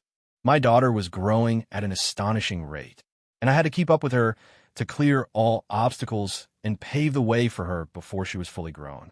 Because in this world, what a father can do is teach his daughter how to grip the gun in her hand before the storm arrives. And she had already learned her first lesson.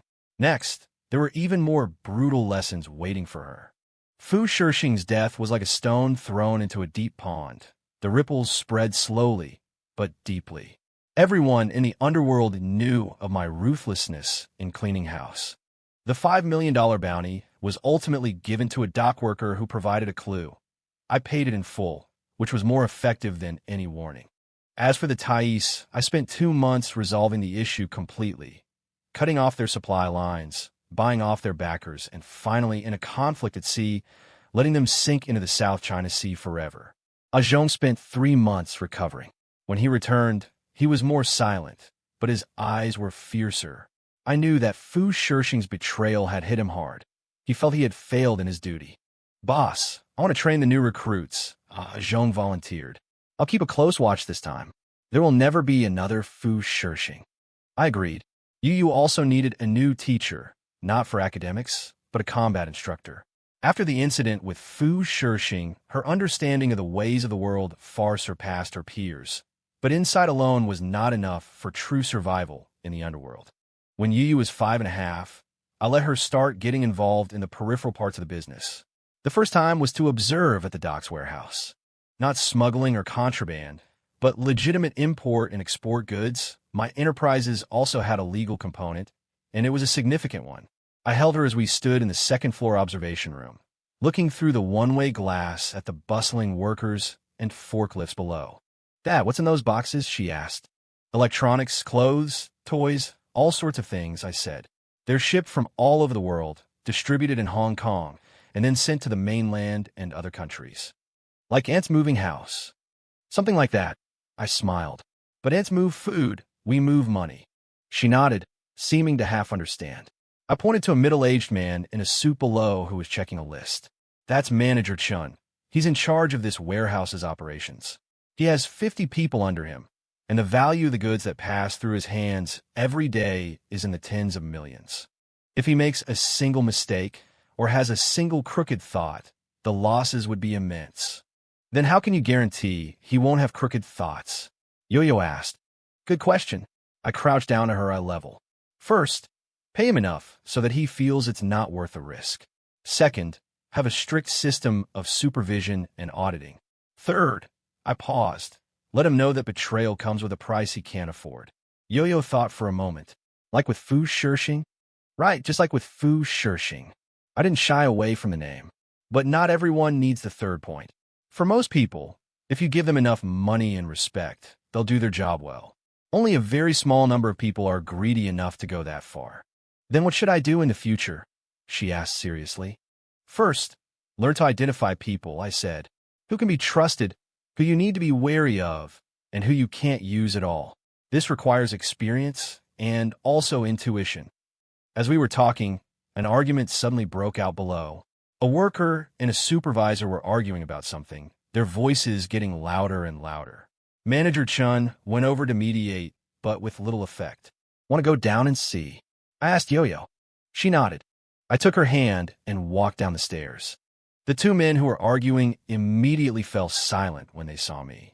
Everyone in the warehouse stopped what they were doing, and the atmosphere grew tense. What's going on? I asked. The supervisor hurried to explain. Boss, it's Old Lee. He dropped and broke a case of goods worth over $50,000 while moving it. According to the rules, we have to deduct it from his salary, but he won't accept it. The worker called Old Lee was in his 50s, his face full of wrinkles, his clothes washed pale. His eyes were red. I didn't do it on purpose. The box wasn't packed properly to begin with. It fell apart as soon as I lifted it. If you deduct my pay, how am I supposed to pay rent next month? My wife is still in the hospital. Manager Chin frowned. Old Lee, rules are rules. If everyone said they didn't do it on purpose, how could we manage anything? Old Lee hung his head, his shoulders trembling. I looked at the case of broken goods. They were ceramic crafts, shattered all over the floor. Then I looked at Old Lee's hands, rough and calloused, with several bandages on them. Who was responsible for packing this case? I asked. A young worker stepped forward timidly. It was me, but I packed it according to the standard. I picked up a fragment and looked at the thickness of the packing box. For this kind of fragile item, the standard packing should include double-layer foam and shockproof corners. Yours is clearly cut corners. The young worker's face turned pale. I turned to Manager Chun. Check the purchase records. Find out who the supplier for this packing material is. If there's a problem, replace them. Manager Chun nodded repeatedly. I looked at Old Lee again. For the damaged goods, the packing is 70% responsible, and the handling is 30%. We'll deduct 30% from your wages. Any objections? Old Lee was stunned, then shook his head vigorously. No objections. Thank you, boss. Thank you. I waved him back to work, then said to everyone, rules must be enforced, but they must be fair. No one will genuinely obey unfair rules. After that, I led Yo-Yo away. As we walked out of the warehouse, she whispered, Daddy, you were so impressive just now. That's not being impressive. That's basic management, I said. As the boss, you need your people to respect you. Making them fear you isn't enough. They have to respect you. Respect you for being fair and for being reasonable. She took it to heart.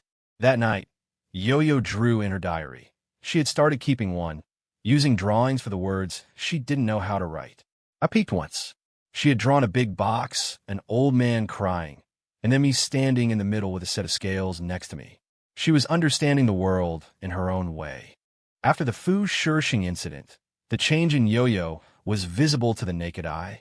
She still laughed, played with Lily, and whined for ice cream, but there was something new in her eyes, a kind of calm observation, like a hunter sizing up its prey. So you noticed it. Mr. Wu, Yo-Yo has been much more ruthless in her training recently. Not ruthless in technique, but in mindset.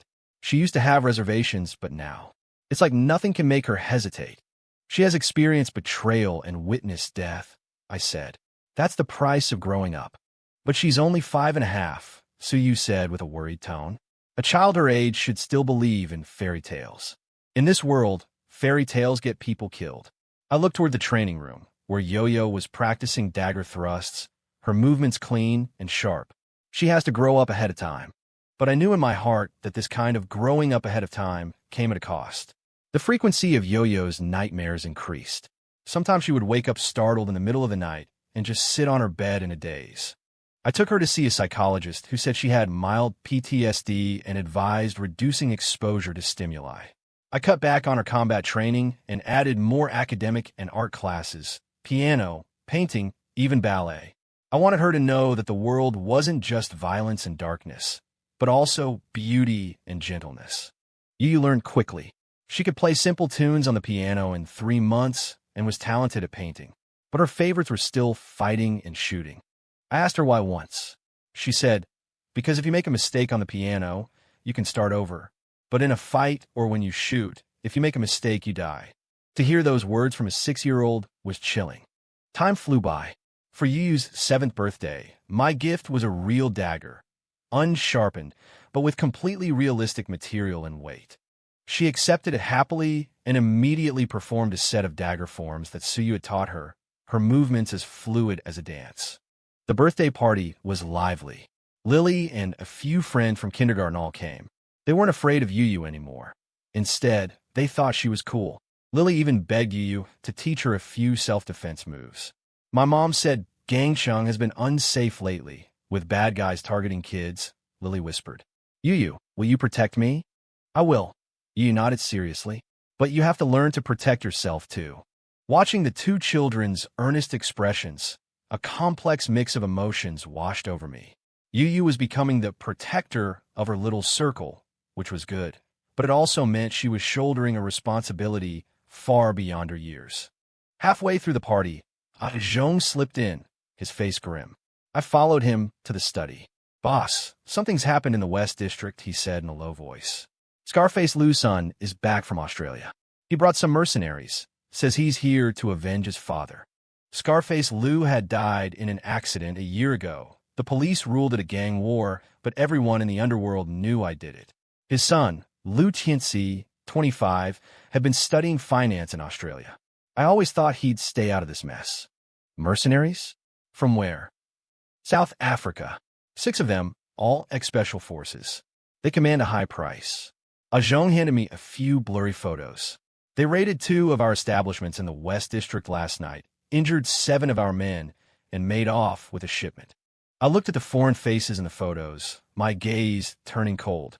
Where is Lu Tianxi now? We don't know. He's cunning. Entered the country under a false identity and changes his location daily. Zhong paused, but he sent a message. Said he wants you to taste the pain of losing a loved one too. The teacup in my hand nearly shattered. Double the men protecting Yu. At school, at home, everywhere. I stood up. Also, notify all the halls to go on high alert. Put a $10 million bounty on Lu Tianxi's whereabouts. Yes, sir. After Zhong left, I sat in the study for a long time. Rain began to fall outside, the cold drops tapping against the glass like an ominous premonition. Lu Tianxi was not Fu Shishing. Fu Shishing was a lone wolf, smart but with limited resources. Lu Tianxi had money, connections, and a madness driven by the vendetta for his father's death. This kind of opponent was the most dangerous. More importantly, he had mentioned losing a loved one. He had crossed my line. That evening, I called Yu into the study and decided to tell her part of the truth. Daddy's gonna have some trouble soon, I said, having her sit across from me. There might be bad people who want to hurt us. She looked at me, her eyes clear. Bad people like Fu Shishing? Worse, I said. So starting tomorrow, you'll go stay with Teacher Sue for a while. I'll pick you up after Daddy has solved the problem. Yu shook her head. I'm not going. I won't be with Daddy. Be good. This time is different. It's because it's different that I have to stay. She stood up, her little face serious. Daddy taught me that you can't run when danger comes. You have to face it. I want to protect Daddy. A warmth spread through my heart, but it was overshadowed by worry. You're still young. Just let Daddy handle this. I'm not young. I'm 7, she insisted. And I have a gun. I know how to use it. Teacher Sue said I can hit a target 20 meters away now. She was talking about the upgraded version of the little pink pistol, a birthday gift from last year. It fired low-power rubber bullets, but its structure was identical to a real gun. I looked into her determined eyes and knew I couldn't persuade her. All right, you can stay. I finally relented. But you have to promise Daddy a few things. First, you must have someone protecting you at all times. Second, if Daddy tells you to go to a safe place, you must go immediately. Third, you are absolutely not to act alone. She nodded. I promise. That night, it rained harder in Harbor City than it had all winter. I sat in the study until the early hours of the morning, listening to the rain and contemplating my next move. Lu Tianxi's objective was clear, his methods ruthless. He wouldn't give me much time. At 3 a.m, the phone rang. It was the head of one of the West District halls. Boss, we found one of Lu Tianxi's locations. It's in an abandoned apartment building in the Kowloon walled city. Are you sure? Positive. Our men have been watching all night. They saw those mercenaries going in and out. Don't alert them. Continue surveillance. I'll go myself. After hanging up, I woke Zhong and picked 10 of my most elite men. Before leaving, I peeked into Yo-Yo's room. She was sound asleep, hugging that rabbit doll. I kissed her forehead and whispered, Daddy will be back soon. In the rainy night, the Kowloon walled city resembled a slumbering beast. This had once been the most chaotic place in Harbor City. Although most of it had been demolished, the remaining parts were still a lawless maze. We silently surrounded the 6-story abandoned apartment building. Boss, they're on the 4th floor, in a room on the east side, my subordinate reported. All 6 are there. Lu Tianxi too. Move in. We split into 3 teams, ascending the 3 staircases simultaneously. The sound of the rain masked our footsteps, but years of experience gave me a gut feeling of unease. It was all going too smoothly. When we reached the 4th floor corridor, I saw the door to the target room was ajar, a faint light seeping through. Something's wrong, Jean whispered. I gave a hand signal for everyone to halt. Then, I drew the gun from my waist and slowly approached the door. The moment I pushed the door open, I knew I had walked into a trap. The room was empty, save for an old tape recorder playing the sound of a conversation. In the center of the room, on a table, sat a photo frame. Inside was a picture of Yo-Yo, smiling sweetly. A bright red X was drawn across the photo. Retreat, I yelled, but it was too late. An explosion erupted from downstairs, shaking the entire building. Dust and debris rained down from the ceiling, and the corridor lights went out in an instant. Boss, the staircase has been blown, a man shouted. Find another way out. We rushed toward the staircase on the other side, but another explosion boomed from that direction. The entire building was completely sealed off. The anxious voices of our men on the perimeter crackled through the walkie-talkie. Boss, the building's going to collapse. We're trying to find a way in. Another wave of explosions. Closer this time. The walls cracked, the floor tilted. I was thrown against a wall by the blast wave, and everything went black. Boss, Jean threw himself over me as a shield. My ears were ringing. I struggled to my feet and saw a window at the end of the corridor. It wasn't sealed. Out that way. We charged toward the window. Below was the roof of a shorter building, about a 3-meter drop. My men jumped down one by one. Jean helped me to the window. Boss, I'll jump first and catch you from below. He jumped. I was about to follow when I heard a voice from the depths of the corridor. Wu Tianxiong, in such a hurry to leave? I turned back. Lu Tianxi emerged from the smoke. He was not yet 30, wearing gold-rimmed glasses, looking more like a frail scholar than a threat, but he was holding a submachine gun. Your daughter is very cute, he smiled. A pity you'll never see her again. I raised my gun, but he was faster. The bullet hit the window frame, sending sparks flying. I was forced back behind cover. Did you think I only set up an ambush here? Lu Tianxi slowly approached. At this very moment, my men have gone to pick up your daughter. 6 mercenaries should be more than enough to handle your security guards, don't you think? My heart stopped. Don't worry, I won't kill her. Lu Tianxi's voice was ice cold. I'll take her, raise her, and then let her kill you with her own hands. Father and daughter killing each other. Isn't that fascinating? Rage consumed me. I rushed out and fired 3 shots. Lu Tianxi ducked behind a pillar, and the bullets hit nothing but air. It's useless, Wu Tianxiong. His laughter echoed in the corridor. You'll die here today. Your business, your territory, and your daughter, they're all mine. He didn't finish his sentence. A gunshot rang out. It wasn't my gun, nor was it Lu Tianxi's. The sound was soft like a toy gun. Lu Tianxi screamed, the submachine gun falling from his hands. He clutched his thigh, blood seeping through his fingers. From the shadows at the end of the corridor, a small figure emerged. Yo-Yo. She was wearing her pink raincoat, the hood pulled up, holding that small pink toy pistol. Smoke was still curling from its muzzle. Rainwater dripped from her, but she stood steady, her eyes as cold as a winter sea. Stay away from my daddy.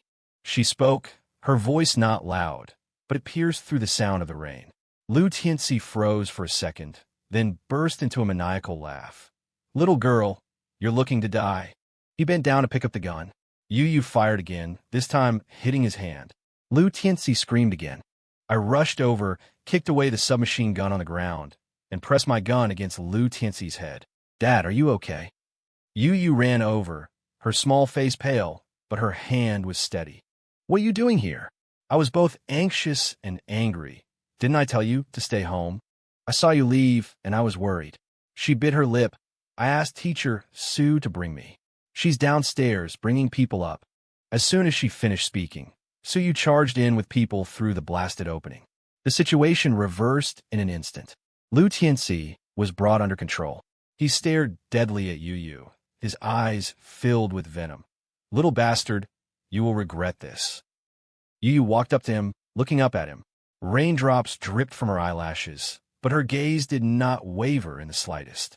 The one who should have regrets is you, she said, word by word.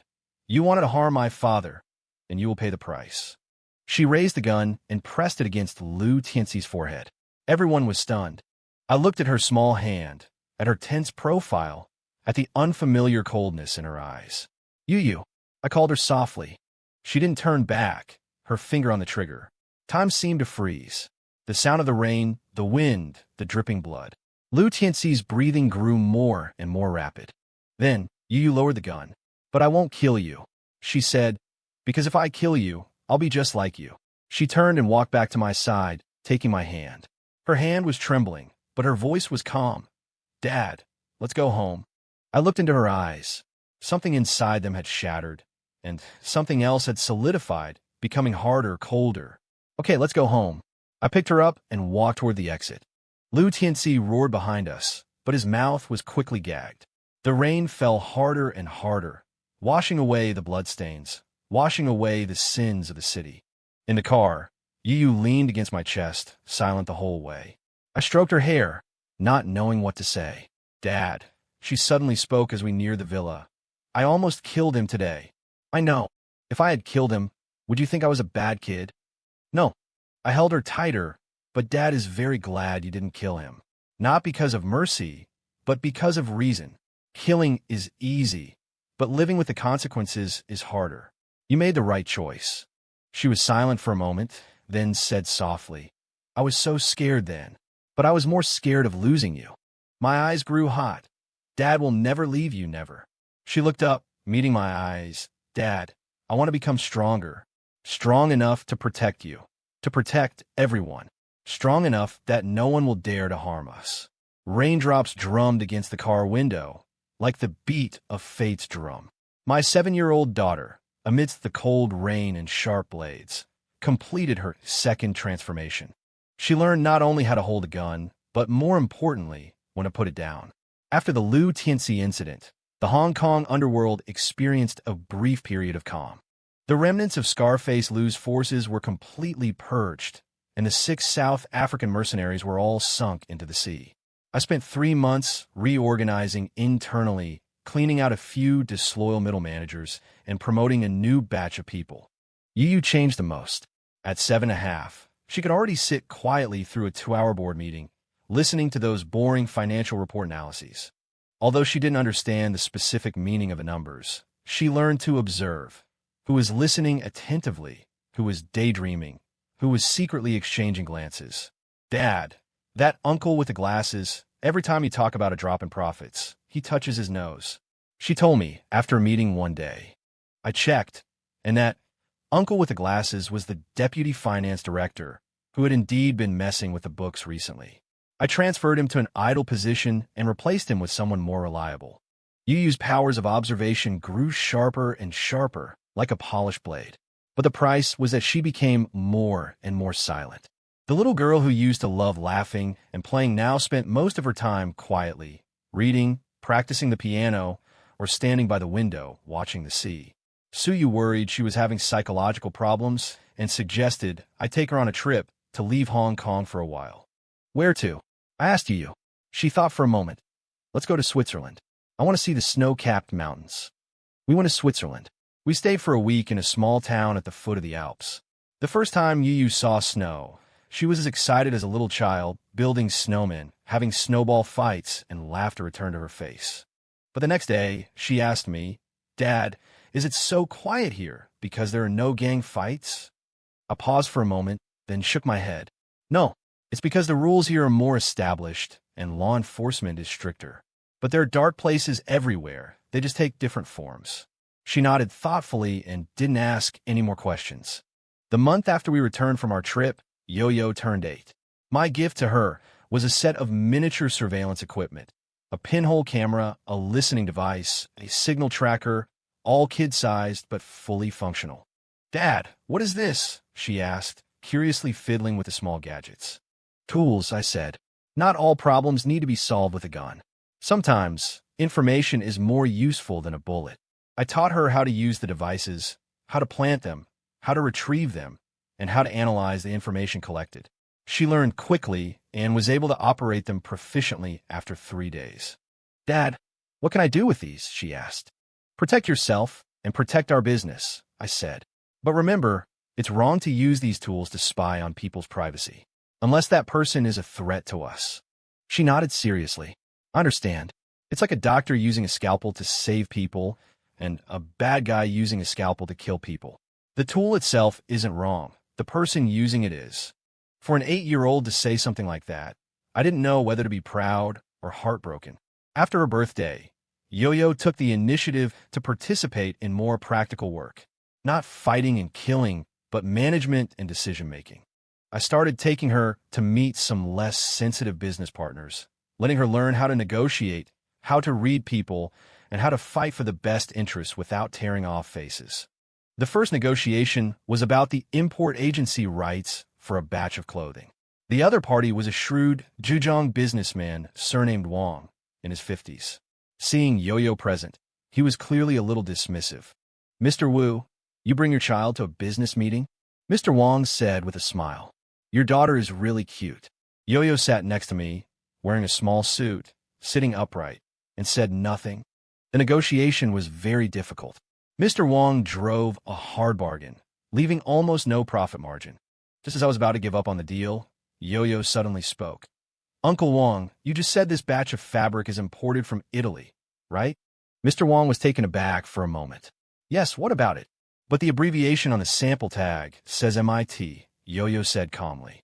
"The abbreviation for Italian fabric should be IEA. MIT is the code for a factory in Turkey. I saw their brochure at the fabric exhibition last week." The conference room fell silent instantly. Mr. Wang's face changed. Yo-Yo continued, "The quality of Turkish fabric is also good, but the price is only half of Italian fabric. Uncle Wang, you're selling Turkish goods at Italian prices, so your profit margin should be very large. Why are you still pushing our price down?" Sweat beaded on Mr. Wang's forehead. He gave a dry laugh. "This, little girl, you must have seen it wrong.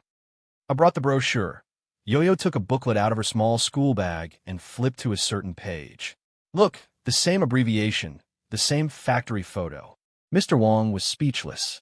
In the end, the negotiation was concluded on terms favorable to us. Walking out of the conference room, Mr. Wang wiped his sweat and said, "Mr. Wu, your daughter is incredible." I stroked Yo-Yo's head. "She's just very observant." In the car, Yo-Yo asked me, "Dad, was I too aggressive just now?"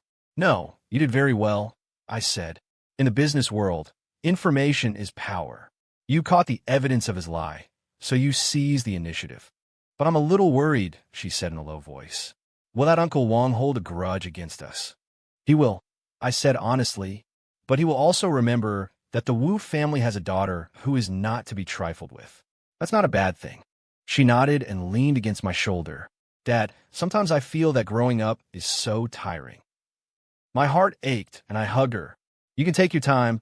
There's no need to rush to grow up." "No," she shook her head. "I want to grow up quickly, become stronger quickly. That way, Dad won't have to work so hard." Her words made my eyes well up.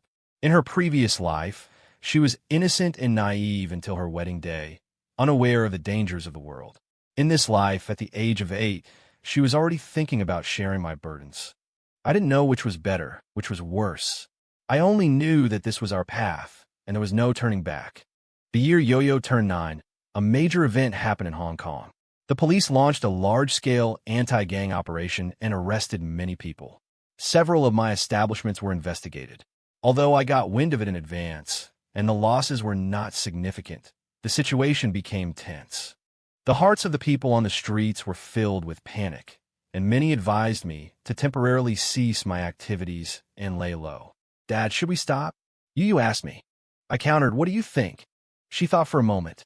"If we stop now, by the time things blow over and we start again, we'll have lost a lot of territory and manpower. But if we don't stop, and they find something on us, the losses will be even greater. So we can semi-retire," she said.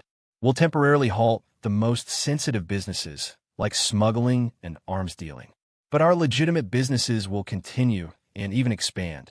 This way, we can avoid the heat while taking the opportunity to launder some of our enterprises. I looked at her, astonished. A 9-year-old child capable of thinking of the word launder and of devising such a comprehensive strategy. Who taught you this? I asked. I thought of it myself, she said seriously. I've read a lot of books about corporate transformation. Dad, we can't be in the underworld forever. I want all our businesses to become legitimate, so we don't have to worry about the police or our enemies all day. Her words struck the deepest chord within me. In my past life, it was precisely because my businesses were too black that I gave Fu Shirshing an opening. If my enterprises had all been legitimate and protected by the law, it wouldn't have been so easy for him to seize them. All right, I said. We'll do as you say. You'll be in charge of creating the transformation plan. Yu Yu's eyes lit up. Really? Really? But I'll have Ah Zhong and Manager Chen help you. If there's anything you don't understand, you can ask me anytime. For the next 3 months, Yu was like a different person.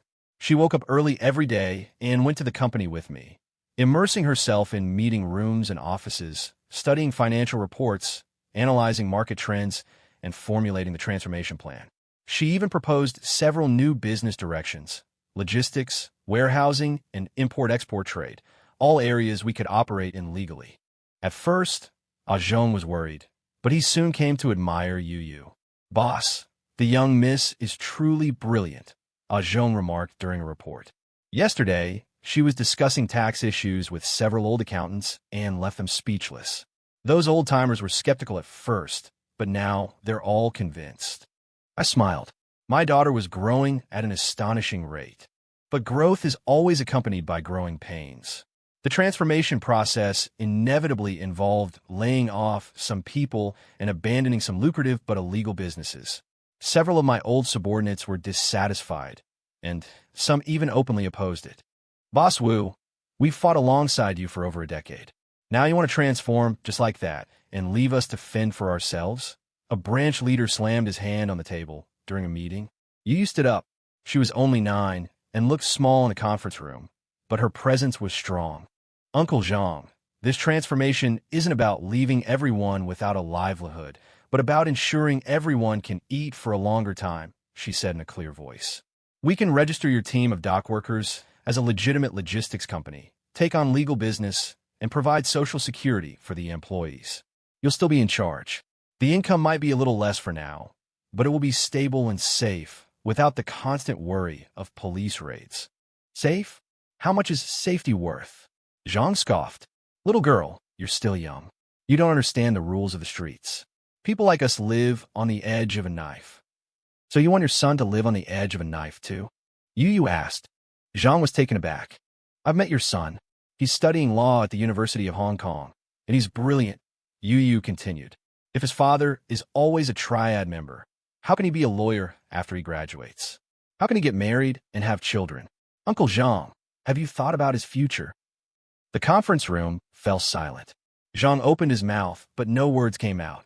This transformation is for our next generation, Yu said, looking around at everyone. Our generation is what it is, but our children should have the right to choose.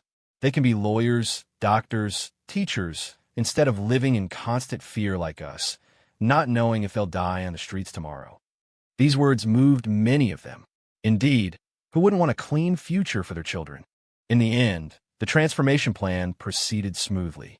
Although there was resistance and pain along the way, with Yu's efforts and my support, it was realized step by step. On Yu's 10th birthday, we threw a grand party. It wasn't a gathering of gangsters, but a proper business reception. The guests were all businessmen, officials, and socialites from Hong Kong. Yu, wearing a small white formal dress, stood by my side, greeting and conversing with everyone with grace and elegance.